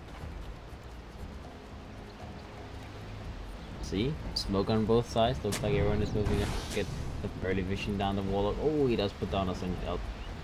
Funny in the spot, and also he knows exactly where that observer ward is. In the meantime, in the backlines, they already put down a sentry. Maybe a little bit early to put down that sentry. I mean, sure, you put it down so you have vision of the bounty hunter, but sure, you shouldn't put it in that early. You kind of waste a little bit of his time. In the meantime, Lion in the top area gets jumped on, gets taken down, as Rams finishes him off with that little Sunstrike kill. So that's a nice little pick off to the side of Evos, and they're trying to look for some more, just making sure they can continue to harass. They did have to skill up Battle Hunger on the axe to get that first kill, as that might be a little bit troublesome, might be painful for him in the end, but I don't think it's too much of a worry. I mean, if you think about it, it's like, you know, okay, sure, you skill up the Battle Hunger, but as long as he gets this level 2 quickly, it shouldn't be an issue. And it looks like he's actually going to be a greedy axe as well game, so I'm not sure what this means exactly, because there's a Pullman shield on the Nyx Assassin, so and it is wait, what? Okay, so there's the Evil is the offlane player of Evos, obviously, so he will play offlane axe, and in the meantime the Nyx Assassin has a Pullman shield as well, so he's kind of playing offlane Nyx as well. Double offlane, boys. I think this is like one of those greedy builds on a support hero where if you go Pullman shield with the Nyx Assassin, you can actually just go in and trade hits with anyone. So what he will do is basically just make sure that the Lion will not do anything. He's just going to completely zone him out. He's going to trade hits with him as much as he possibly can, and because of that Pullman shield, the Lion will not be able to stop the axe from farming whatsoever. So it's a smart move. It's like a hero like Nyx Assassin, Bounty Hunt, all of these heroes, like pretty much any support hero, if you pick up a Pullman shield, you will be able to trade hits so efficiently that you know, they can't really stop you from doing anything. The Bounty Hunter will move up to the top lane straight away to give a little bit of helping hand, but I'm not sure how much he can help. Evil will be able to get his level. He will have his level 2 soon enough, so you can finally get that spin up and running. But in the meantime, the spin comes out from the Juggernaut, trying to stop him from moving. The axe is going to be a little bit low. Does have a healing spell available. Does have to pop it soon enough if he wants to survive. May pop the healing spell. We'll get it off. We'll just get a little bit of HP out of it. Looks like he might be able to survive. The line is getting another impale off. They get the impale off. They get the kill. That is going to be the axe dropping down. In the meantime, the Nyx Assassin goes down onto the Lion, needs to get one more hit off. The Lion tries to just juke himself through the trees, will be able to juke himself nicely, and he's trying to just reach a little bit of mana, maybe get another impale off before everything goes to shit. He needs 40 more mana before that's going to be happening. Axe comes back for round 2, as they do put down the same sword as well, so they have the vision of the Bounty Hunter. They go for the Battle Hunger on the Bounty Hunter. They have the impale available as well. Doesn't want to go for the impale because they know that it's not going to be enough of a nuke to actually kill that Bounty Hunter. I suppose. The Axis has been available now. Spin comes out from the Juggernaut. He will be able to get a kill on the Nyx Assassin as well as Signature Trust. Despite this lane not being that easy, they're playing it very nicely. The Juggernaut needs to be careful of those. Spins does do a lot of damage, and he will be hit by Battle Hunger as well as the Axis. Will at least get the benefit of some freedom, some levels, while the Nyx Assassin is dead. Not really the best thing in the world though. They will go back, they'll use the shrine here in the back lines as the Lion just continues to spam out that amazing tone, just, you know, having a good time, having a fun life. Let's see the Lion.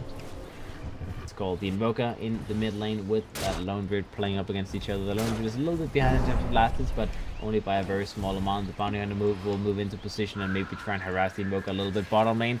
They are having this Centaur down here trying to get something done. 6 last hits on him, so he's actually having not a bad time. I mean, behind of the axe in terms of last hits for sure, but it could be worse. He's at least getting levels. He's almost level 3, so it could definitely be a lot worse considering the fact that he is playing in a Warlock plus Weaver lane. Warlock is like one of those heroes that is just annoying to play against. Centaur, he's just receiving a Shadow Word to the face like every single time, Fatal Bonds, and it's a lot of damage being done to him. So it's not a fun thing to play against. Better my blade than theirs. Alright, the drone on the top and also a little bit short on region, but yeah, you will just buy healing style, fly that out. A little bit curious I didn't buy any clarity, so that's like the normal thing you would expect it to do as well, just so you can continue to use the spin throughout the game. And okay, actually looks like it's not him buying healing style, it is the Lion. Well, I guess he gets a little bit of region for that. Why not? You know, he can heal out the Jug in case of emergency. The Jug will just go back to base, get full HP, get full mana, and then he will come back in and show up again. Lion still spamming that spell. Jesus, that's on. He's loving it.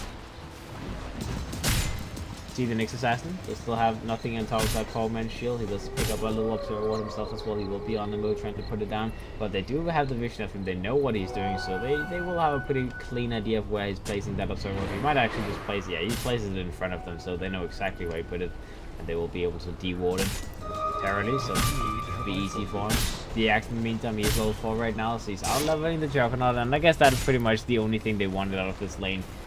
Dying a couple of times is like, it's like, you know, a costly price, sure, but as long as they get the laning benefits out of it, the Axe gets its early levels, and it's going to be just fine, even if they give up some life.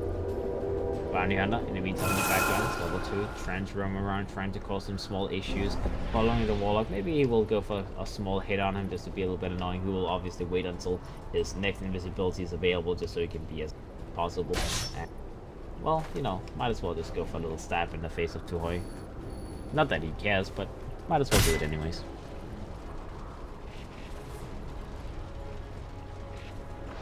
So he's also level 4, so not really getting more farm than the Axes. And compared to the Axe being in a dual lane, the Nyx Assassin being level 3 in this top lane, I would say that Evos, they're winning the laning stage right now. They are about 500 gold ahead.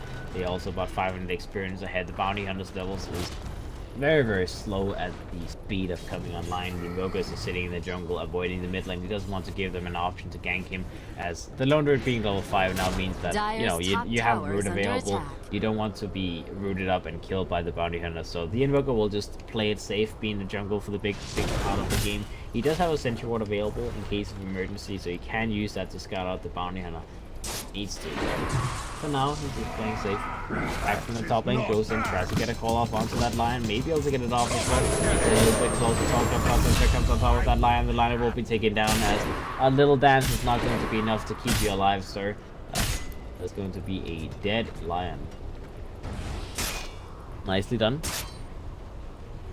That's the joy, you know. Axe, beautiful setup for Sunstrikes. It's beautiful setup for Sunstrikes. So they have everything they need to make this Invoker able to get a lot of kills in the early game just by using this top lane as aggressively as they possibly can. The Axe will go for Vanguard Rush. Makes sense as well, as he has a Windlace completed, so a little bit more movement speed. He will go for his Tranquil Boots as well, I imagine, at some point. Maybe not right now.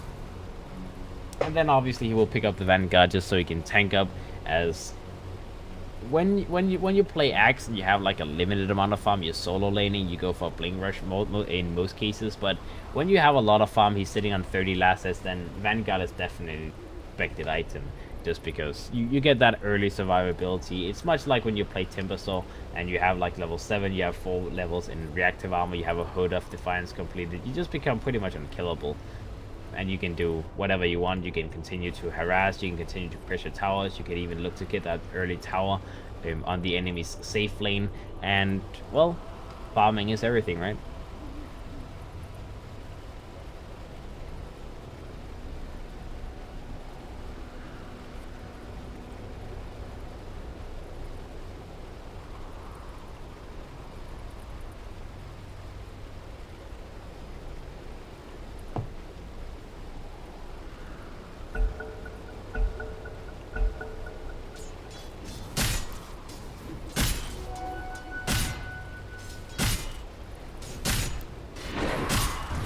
Alright, looks like we will resume where we left off.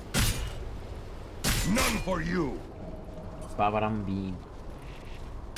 The Lion is sitting in the bottom lane, trying hard a little bit, maybe set up a kill on this Weaver. That's bring him down a little bit, trades him hit with him, the kill comes out. They go for the double edge, they go for the control, and they get the kill on that Weaver. That was a very nice move from Feimao on that Lion, making a rotation to the bottom lane, realizing that if you just play around that Centaur a little bit, you can very easily kill that bug boy, the Weaver. And, well, the Weaver's like, I'm fine, you know, I have my time lapse, he's trying to trade hits, I do a lot more damage to him than he does to me, but then in the end, the double edge comes out and then he gets taken down. Alright, the Nyx Assassin is hiding himself up in the trees in top lane. Spot him out with a Bounty Hunter, they get a little jab in his face, and the Stampede comes out from the Centaur in the meantime, setting up to the bottom lane again. Another kill on that Weaver, they do burn him down, as Feimao will be able to secure another kill for that Centaur on the Weaver. He does end up dropping down himself on the Centaur, but I mean, you know, a secondary kill on the Weaver, that means he used the TP and he will have to walk himself back to the lane when he respawns. That is a lot of time wasted on that Weaver. So despite the Juggernaut having a difficult time in the top lane, those 2 kills have pretty much nullified that score. So the Weaver will not be able to abuse the early game as much as he should have been able to with this Axe's off lane pressure. The Axe in the meantime is level 6. And the Nyx Assassin will help him take down the tier 1 tower. The Bounty Hunter is sitting here trying to leave as much experience as possible. And, you know, if he gets level 6 early, then he's going to be a happy guy. He does get Battle Hungered up, so they do have a pretty good idea of where he is. They might be able to set up a call on him, but they don't have any protection though, so hiding himself in the trees and leech as much as he can. The Juggernaut is jungling in the trees for now. trying to get whatever farm he can. He is level Dire's 6, so it's not all that bad. And as for the mid lane, the Lone Ridge still the most farmed here in the Top game. tower He is, under attack. let's see, not that much far ahead, not that much further ahead of the Invoker. Dire's top Doesn't have tower any has fallen. tower damage being done either, as he's just farming himself. The Invoker does have that Midas completed in a moment, and the Lone Ridge himself, he's going for a Maelstrom Rush on top of his Aquila, so nothing unusual, unexpected. Centaur is trying to get his Tranquil Boots up and running. He's rushing towards a bit of Defiance. So he's just going for the greedy build this game as well. Just trying to finish up some items, go for a little bit of a greedier purchase in that Hood of Defiance. As you know, sometimes you go for Blink Rush, but if you get a lot of farm in the lane, you can go for Hood of Defiance first. It's just all about how many lasses you actually manage to get in the lane. And in this lane, I guess you did get okay amounts. Weaver. The same tries to go on the line. He does know that the lion is most likely still hiding here. The Sunstrike comes out to finish off the kill, and that is going to be a dead lion. So finally, they realize that, you know, there's no way this guy is not still hidden in this bottom lane. They've already gotten 2 kills on the Weaver because the lion was there. So just about finding him in the trees, hiding, and waiting for his moment to shine. Alright, finally goes and set up on that Warlock. This time he comes out to give him a little bit of a helping hand. Looks like the Warlock will be taken down. That's a nice solo kill for the Bounty Hunter, getting a step closer towards that level 6. And that is going to be the Weaver dropping down as well in the back lines as the Centaur gets that kill with that Stampede being used. So they get 2 kills here on the side of Evos. So Signature Trust, they turn a little bit around. In the meantime, mid lane, Impale comes out from that Nyx Assassin trying to keep himself alive. Looks like the Nyx Assassin will be taken down. The Axe gets jumped on. In the meantime, he goes for a call. He wants to try and take down that bear, as that might be enough to kill the Lone Ridge, but he's already in his base regening up, and indeed there's not going to be enough. Sunstrike follow-up, maybe, but yeah, the Invoker, he doesn't even bother. He knows that it's not going to be enough, so he will just stay with that mana. Doesn't want to waste too much mana, and he will wait for the Sunstrike to be used in another situation. Bottom lane might be the place to do so as the Weaver. So far farming, but the Bounty Hunter is once again leeching as much as he can. He does have a medallion completed, so he has that negative armor. He can shoot out onto the enemy team, which is not a bad idea. Not a bad idea at all. Usually you see like Mechanism Russian coming out from the Bounty Hunter, but Medallion is like the cheap item, so you might as well go for it. While on lane, the Weaver gets jumped on, the Lion pops that ultimate instantly, and that is going to be a dead Weaver. Oh, the Sunstrike, the Bounty Hunter sidestepping his way right into that Sunstrike, so 1-for-1 trade off in the bottom lane. But that was the Weaver dropping down yet again, and the Warlock, he had to use the Golem. Well, I mean, he didn't have to use the Golem, but he used the Golem and didn't really get anything out of it. He will be able to farm a little bit in the lane and push the tower a little bit, but overall, that is going to be a very nice trade-off for the side of Signature Trust, as Fei Mao will get a good amount of farm for that solo pick-off on the Weaver. And the Bounty Hunter, he's now level 6, so track is going to be available to go on board. Set out one. Stampede comes out, that should be a nice kill. That is going to be the first track kill of the game, and here they go, they bring it down. So they get the track up and running, and they instantly start using it. So this is going to be the time that Signature Trust is most dangerous, as if they can keep getting these pickoffs with the tracks, that is going to be the most dangerous thing in the world. So here comes out on the Lion ends up dropping down. The Nyx Assassin tries to go on the Bounty Hunter as well, but he doesn't have any dust on him, so we would have to let him go. Dire's bottom tower Still a good pick-off though, still a good pick-off. Kills happening on both sides. And let's see how the farm is going. 2,000 net worth so far on the side of Evos. The Nyx Assassin does have his arcane boots completed. The Weaver's moving towards a Lincoln Sphere Rush for now, having his boots of his brown boots completed as well. The Axes have that Vanguard up and running. Almost has his blink on top of that, as they took down the T1 town on the top lane earlier, and he's just been farming the enemy with freely in the meantime. As well, sure, his team is maybe suffering a little bit in the safe lane, but he's getting free farm, and his blink time is going to be very, very good on top of that Vanguard. Bottom lane, the Weaver once again ends up dropping down. Sunstrike comes out, not going to catch anyone off guard, as Illogic, he's maybe at the point where you might try and make rotations to other lanes, as he's level 9, he's died 5 times. The Act in the top lane might be a little bit in trouble here, as they have the track, they're running it on. They need one more route to get that kill, and all about getting that route till they get it off. Looks like they might be able to get that kill on the Axe in the end. The kill comes up, but it's not going to be good enough. They hit the wrong one, as that is going to be an illusion. So the Axe drops down, that's one track though going the right way. The Lone Ridge, Sunstrike comes out, he will run right into the Sunstrike. It's like Rams knows where they're running before they even know it themselves, as he will be able to get that Sunstrike pick off on the Lone Ridge. So 1-for-1 trade-off.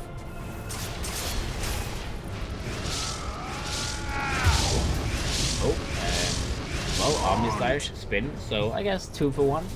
That's going to be a better trade-off for the side of Signature once again. Dire's top tower is under attack. Alright. Well, not bad. The Juggernaut, Radiant's bottom also a tower little is bit under low on attack. farm, but he's actually 1,000 gold ahead of the Weaver, so, I mean, since he was just jungling a little bit, since he was just forced to go into the jungle and get his farm there, he did manage to get some farm at the very least, you know, not free farm by any means, but just have his gesture completed now. The Weaver's 1,000 gold behind him. The Lone Druid is still only a little bit behind of that Invoker, and let's see, action the bottom, trying to get a kill on this Centaur. He will not be able to follow him down, but the Fatal Bonds might be able to do the trick. Looks like the Lion will be taken down. 48 feet survival on that Centaur, so not quite enough to bring him down. In the meantime, the track comes out from the Bounty Hunter. They try to keep the Juggernaut alive. He does have that healing ward, keeping him up and running. In the meantime, the next assassin is tracked up as well. The Bounty Hunter gets focused down. They want to get this kill. They have him dusted. He gets another track off before dying, but that is not going to be good enough. They need to get the kills. They have 3 active tracks. They're also low on HP, but not low enough. The Centaur Knight goes in, gets the thumb off, get the double edge off. He wants to get that kill on the axe. He will get the kill on the axe. And that is going to be one that being comes out now. The Juggernaut goes in, goes for the spin, but dude, your HP is so low, you cannot get that kill. The alacrity from Ransom is going to be enough to bring him down. The Juggernaut will beat away his life. That was a good team fight for the side of Evos. They did lose the axe, but I believe the axe actually died after the track ended, so they didn't get the maximum efficiency out of that kill.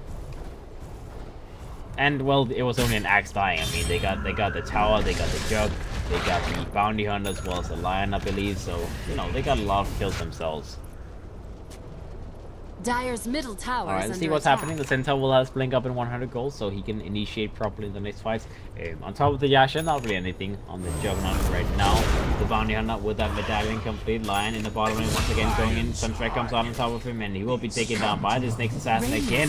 Setting up for kill after kill after kill. It just feels like a never-ending story. As this is why Nick Assassin is such a great hero. Even though it's not an offlane hero in this game, he's still doing very, very nice. And now he does have his spike carriers available. Will stun that bounty hunter up, but he's still being slowed. And one root is going to be enough to get that kill on him. And the root comes out. That is going to be the track kill on the next assassin. So the next assassin does get the less beneficial kill. The lion dying, but yeah. He needs to be careful about that. I mean, you know, he's doing well, but he needs to not die after every single time he gets killed. And let's see, bottom T1 tower is going to be pressured down. They do not have a fortification available. Well, they do use it now. Let's see the axe. Be hiding in such a trees. Set up our kill, and let's see comes out on the Juggernaut. Sharing the damage a little bit between the dash rolls the Jug. Not able to get the kill, didn't quite get. That is Omnislice to be able to. We'll go for the Omnislice. He might be in trouble, but no, he does not get sent up in time. He will be killed in the end, or does he? As the oh boy, he actually flies. 15 HP. The line goes in. Impale comes out. Finger comes out on the Weaver. He will be killed straight away. The next assassin tries to go in the back lines and find that kill, but he's on that sentry ward. He will be scouted. He will be tracked up, so they will be able to get this kill as well. That is going to be another track kill to the side of Signature Trust. That is 3 people dead on the side of Evos. What a good turnaround. As this is pretty much the first game all over again, as kills is happening everywhere. And well, Dire's top tower is under attack. yeah, I don't even know what to say. I mean, you know, it's just back and forth, back and forth. Evos have now lost their net worth lead. They're sitting in the top lane with that Warlock, ready to go for Golem, but I'm not sure Golem is enough to get a kill on this Jug. They go for the Sunstrike, burn him down a little bit. He's kind of low, but he'll just pop a healing ward and he will be fine. So it's like whatever. Next assassin, 1,000 gold to go for his own, playing back at the axe. Needs to get a little bit more farm to finish up that blade mill, and well, considering he's died a couple of times, his net worth lead is kind of going to be not that useful anymore. Okay, they go on in the problem. Going comes out as well. The other Sunstrike available. Stampede comes out, will give the space, and the Juggernaut needs to get himself out of there. So very nicely used by the stuns out. Not quite using the stuns as well as they should. Golden gets taken down in farm. Trying to follow down that Warlock, and they do find him. The track comes out, and that is going to be the 2-boy Warlock dropping down. Fatal Bomb, still a little bit of work, but not enough. Alright, the Centaur is managing to get so much work done in these early fights. As he does have that blink discipline, he has the flank boost on top of that, and compared to being like, what, 2,000 gold behind of the Axe a couple of minutes ago, he's now 1,000 gold ahead of the Axe. So the Axe's early game farm has pretty much been mitigated and nullified just because of the fights going well for the side of the Signature Trust. The Lone Raid is a little bit behind of the Invoker, and he actually manages to get picked off in the mid lane here as well, as Rams goes in with the help of the Nyx Assassin, sets up a kill on that Lone Raid. Looks like we might lose another one here. That is going to be the Axe. Oh, again, the Axe solo mission, followed by the Bounty Hunter for the whole time, and he ends up dropping down. So Evil needs to be careful on that access. This is a lot of deaths. He's not gotten any single kills this game, and he's died 5 times. So he's pretty much in the same boat as the Weaver, where they just need to stop dying. I mean, it might be easy to say and hard to do, but that is the way they have to win this game, is by not losing the Weaver as well as the Axe. Go for TP out on the Weaver, he will be fine. Alright, let's see how things is going overall. The Nyx Assassin, 700 gold to go for his Blink. The Invoker does have Academics, Travels, and Midas, so he's still very farm. 3,000 gold ahead of the Lone Druid. The Axe, well, not really anything on top of what he already had. The Lion in the bottom and gets taken down by the Nyx Assassin. That is going to be a Sunstrike killer. Now this time around, the Nyx Assassin does just walk himself away, and he should be able to survive. So that is what we needed from the other attempts. Weaver will have his Lincoln Sphere up in about 500 gold. The Warlock trying to finish up his Midas as well will take a little while, but you know, better late than never. The Lone Druid does have his Dragonlance Spellstorm completed, moving into some bigger items next. The Lion banking up towards his Blink Dagger will need 1,000 more gold to finish it off, so he needs another Finger of Death kill on an important target to get that kill. They see the Nyx Assassin. Are they going to be able to go on him though? That's the question. And he tries to go for the 12 party with back up, but that should be an easy kill, and indeed the Lion will finish that up. So he gets that little 300 gold solo kill bounty from finishing off the Nyx. A step closer to him. Looks like he might actually pick up the Blink before the Nyx Assassin does. In the meantime, in the top lane, the Juggernaut gets jumped on by the Axe, and finally he sets up for a proper kill. They do pick him up this time. Stampede not going to be good enough to save him as well. The Juggernaut does have his Mantis Style completed. The Centaur is halfway towards attacking him Scepter. The Bounty Hunter is moving towards that. Guardian Priest pick up with Burn, and Medallion already comes away. Looks like the Axe might be a little in trouble. Goes for the balance, goes for that. Taunt as well, trying to keep himself alive. Will be build up, will be surviving for now. Meteor comes down to push out the creep wave, and well, Golem was necessary to keep the Axe alive, but keeping the Axe alive is still worth it. You don't want to keep losing this guy. He needs that Blade Mail to be completed before he dies again. Otherwise, it's going to be troublesome. I mean, it's already 20 minutes into the game. Like 22-ish minutes is like a normal time to have Blink, Vanguard, and Blade Mill if you have a contested lane, but he had a free farm lane, so he definitely needs to get that item up and running. Otherwise, it's going to be way too late. Bounty Hunter gets him straight up by the Invoker. That is going to be an easy kill. Spike Carapace comes out with the lone, just buying himself some time. Axe goes in, gets a taunt off, actually hits the taunt on the Juggernaut, just sharing a little bit of that on this back down. He will lose his own life here. Rams in the meantime tries to go for a kill on that Jug. The Jug will be impaled. Very nice impale from the Nyx Assassin in the meantime. Rams goes to the secondary kill. He needs a little bit more work. The Nyx Assassin take a lot of damage from that roof. Looks like the Nyx Assassin might be dropping down here if the Nova is not moving up to leave that Lone Grid, and looks like the Lone Grid will be taken down, so they finally get that kill as well. Rams gets 2 kills in the mid lane. The Jug as well as the Lone Grid drops down. And the Weaver died in the bottom lane. Fame out once again. This guy is just a bane and doom for this Weaver. That Lincoln Sphere just seems like an impossible thing to complete, and well, he does finally finish it off. The Lincoln Sphere is going to be up and running, so it's going to be a little bit easier for him to survive, but he's had a difficult game today. He's had a very difficult game. Last game was a lot easier for him. His live performance was good, but this Weaver performance is not really looking that fantastic. He's sitting on 7.5k net worth, so pretty much the same as the Jug, but he has so many more deaths to his name. I mean, 7 deaths on a Weaver, that's kind of beyond the point where you need to be a little bit careful. And let's see, Rams is pretty much solo carrying his team on his wings right now, as he's sitting on 14,000 net worth. He is almost at the point where he starts doubling the enemy core heroes, so as long as this Invoker can keep up showing off these fancy skills, getting these solo kills for himself, then he can carry his team for a good long time. And well, he has to do that because the Axe and the Weaver both needs a helping hand to stay in this game. The Axe will have that Blade Mill up in a second, which is going to be very helpful, and of course the Nyx Assassin does have a big part in the Invoker's success this game, as he's been able to set up Sunstrike kill after Sunstrike kill after Sunstrike kill. Dyer's And middle well, tower as is long under as he can attack. keep up doing that, the Invoker will continue to be super farmed and outlook for example the side of but are they going to be able to complete it as they're moving into position inside of Evos? They want to try and contest it. The Tomato comes out, giving them a little bit of time. Let's see, do they go into the flank for the next assassin is thinking about it. He flings in, he goes through the tries to stun him up, when he gets stunned up before that happens. The Aegis is going to be on the ground. Who picks it up? Anyone pick it up? He managed to pick it off. In the meantime, the Lion went for the finger of death. The damage got reflected back on him, but came out with a bit will be picked off in the backline. Omnitas comes out of the wall might kill himself, is still alive, but it finally gets picked off by that Juggernaut spin. And let's see, can they keep on taking this fight? The Timeless comes out from the Weaver, keeping himself alive. Still tracked, so still a little bit in trouble. He needs to be careful. There's no shrine he'll be able for the next 18 seconds, but they can wait. The next assassin on the wall is both dead. They've used all of the spells inside of Evos, so I don't think they want to take this fight anymore. And the Jug did also pick up the Aegis, so it seems like the fighting is kind of done now.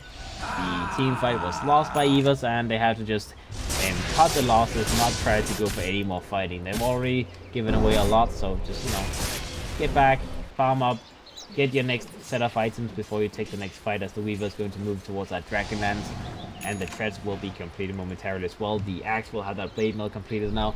The Invoker will pick up a Lincoln Sphere soon enough, so they just need to pick up the next set of items, and then they can try and go again once the Aegis is down.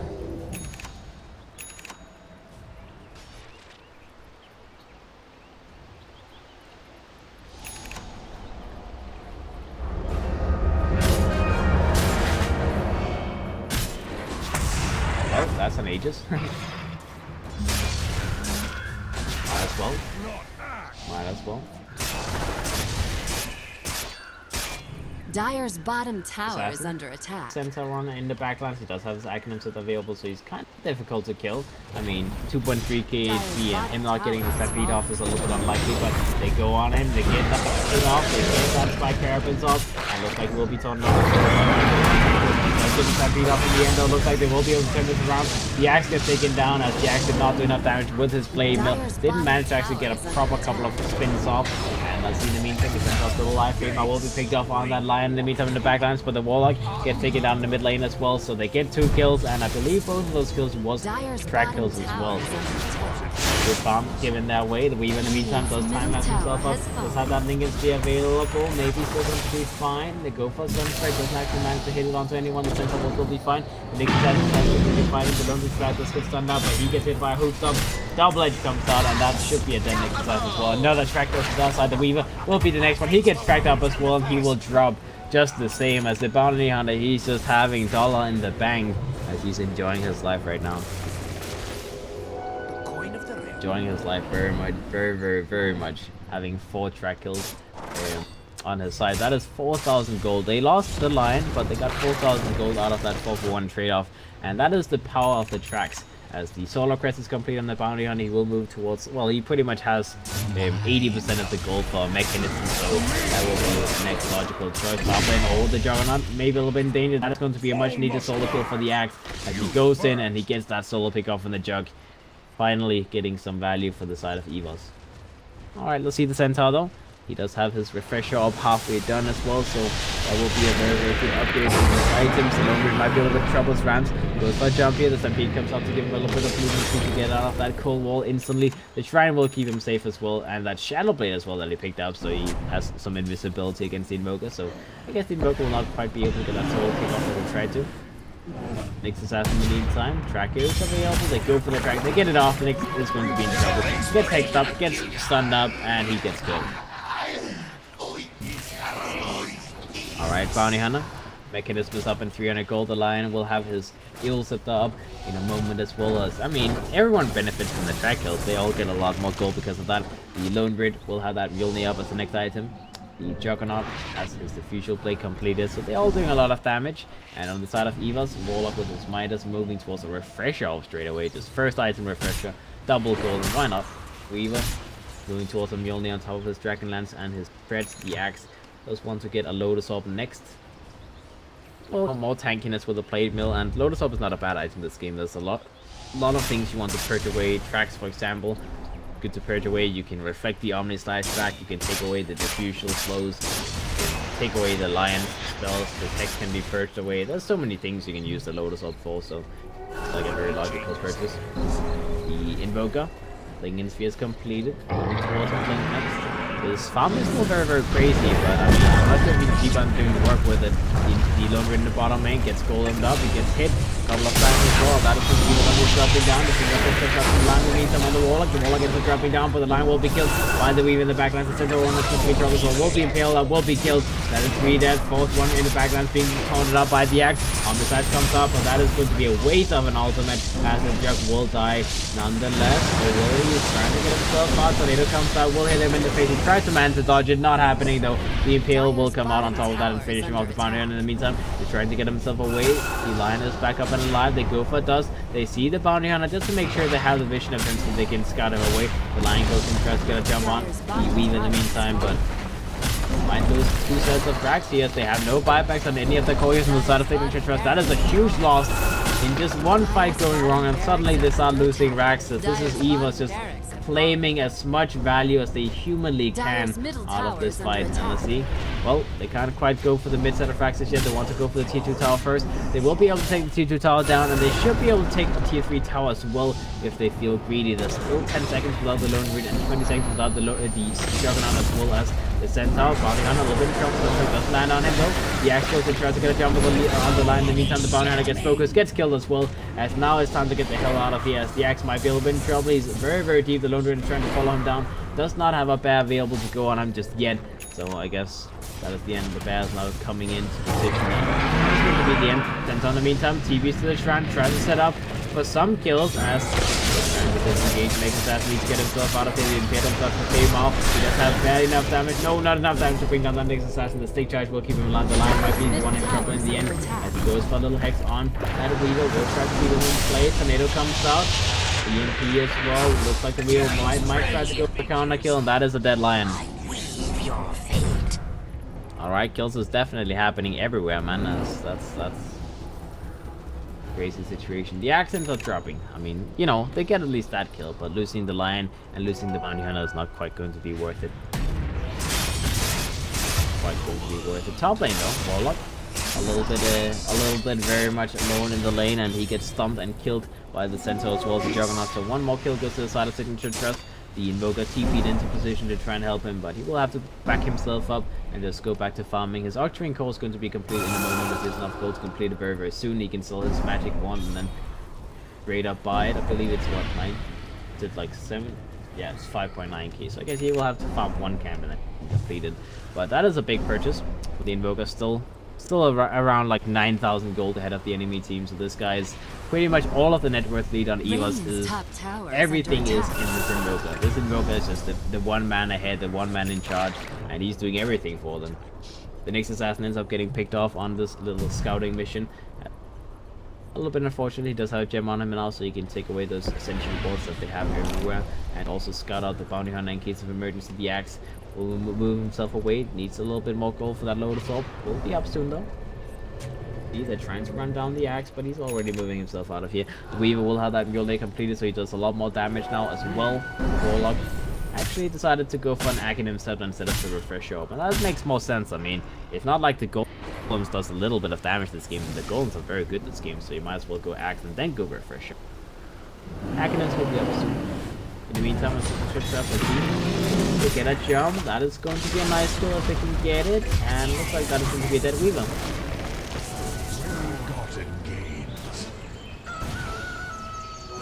I'll take that. Nice little pick off.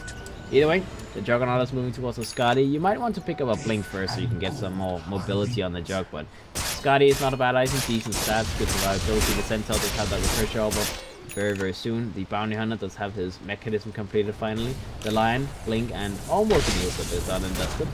The Lone Ridge, a Hurricane Pike on top of that Mjolnir that he purchased a second ago, so they are also scaling into items, but they still have that 10,000 net worth deficit, and honestly, the late game doesn't really seem that amazing from Signature Trust. I feel like the axe just counters the Juggernaut that heavily that I don't think the Centaur having double stampede is going to be like a huge difference in what happens in the team fights, as long as the axe gets a good call off. And the Invoker, oh my god, I mean, this guy, he's just repeatedly throughout this game been able to do whatever the hell he wants to. He's 13-0-7. He's not died one single time this game, and he is getting kill after kill after kill. I mean, sure, the Sunstrikes is pretty much because of the Nyx Assassin as well as the Axe, but he's being able to do so much work with these kills.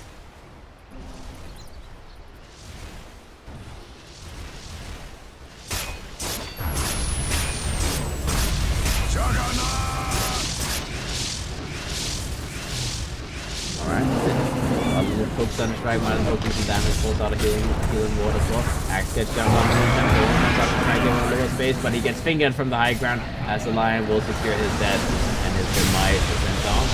They go in, they go with jump, but he gets hit by a combo. He does go for his refresh up, does get his second stampede up. He's going to be in position, but he does get the kill on the Warlock, and he does survive himself. The Warlock still gets farmed up as well, looks like.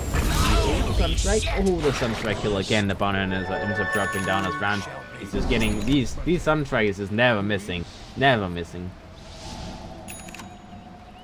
Alright, well, not the worst fight in the world. I mean, we need to keep in mind that the Axe died before anything could happen, so keeping that in mind, fighting against the double stampede and still managing to make it a 1-to-1 trade-off is not all that bad. It's not all that bad. Roshan is going to be available now, so whichever team starts it out first, probably just go straight forward. Both teams are pretty much not wanting to fight right now. I mean, the Golem is on cooldown on the Warlock, and the Centaur does have that refresher up on cooldown for the next 140 seconds. So that's going to be a pretty big gap in time where Evos can look to abuse it. He's moving towards the hard next, so just tanking up as much as he can. He's up the line, out on a mission, out trying to get some Central Ward down, but that is not going to be happening this time around. They bring him down, only dead for 40 seconds, as you know, the respawn patterns does make him able to respawn very, very quickly, but either way, 30 seconds is all they need to be able to take down that Roshan. Rams, I'm not sure if he picks up the Aegis, I don't even think so. I believe it would be the Wheel that picks up the Aegis here, because I mean, you have 0 deaths on the Invoker, so why would you pick up Aegis? Right? If they want to be safe, then they pick it up. Yeah, it is going to be Logic that picks up the Aegis. Makes sense. In a normal game, you might want to give it to the Weaver, but the thing is, what's called, you might want to give it to the Invoker, but the Invoker doesn't need to go up on high ground when they push base anyway. He doesn't actually get back behind him. Back line, comes out, and that is going to be a dynamic assassin. Fight tries to go in and secure this fight for his team. They don't want to lose this in the meantime. The bounty on a little bit, Trump gets hit by a meteor. The Lone Ridge Tower will be taken down as well. The Juggernaut will be cleaned up. Oh, what is the Lone Ridge dropping down? It's not a Jug, a Lone Ridge though. But the Lone Ridge is dead, the bounty hunter is dead as well. They brought back the Nyx Assassin to take this fight. The gem is going to be on the ground. No one picks it up, as I guess they are a little bit too focused on taking the next fight, taking the next couple of initiations. The Nyx Assassin in the meantime. Does he find a jump on someone? The Invoker moves up to the high ground. They try to take down the racks in the mid lane. As the bounty hunter is not going to be available. They can buy back the Lone Ridge, but I don't think they want to if they can get away with it. But 20 seconds is going to be a lot of time to give them inside of Evos. And let's see, they buy back the Lone Ridge. The Golem is available from the Warlock. He's sitting with him. He's waiting for the exact moment they need to use for the Centaur to jump in. Let's see, the Centaur's getting ready. He does have his thing available. Goes in, gets the stomp off onto the Weaver. The Weaver the Weaver will be fine for now, and that is going to be a dead Lion in the back line. The Centaur will be the next one to fall.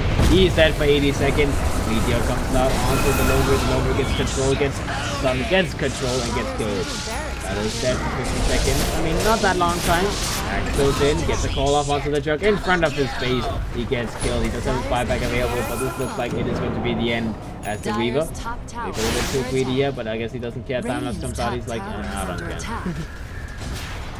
Alright, top set of Fractal will be taken down by Evos as well, and GG will play gets called, as that is going to be Evos winning this best of 3 series against Signature Trust, and Signature Trust they will instantly just be taken away. Drop down, this is the playoffs, so every single game counts.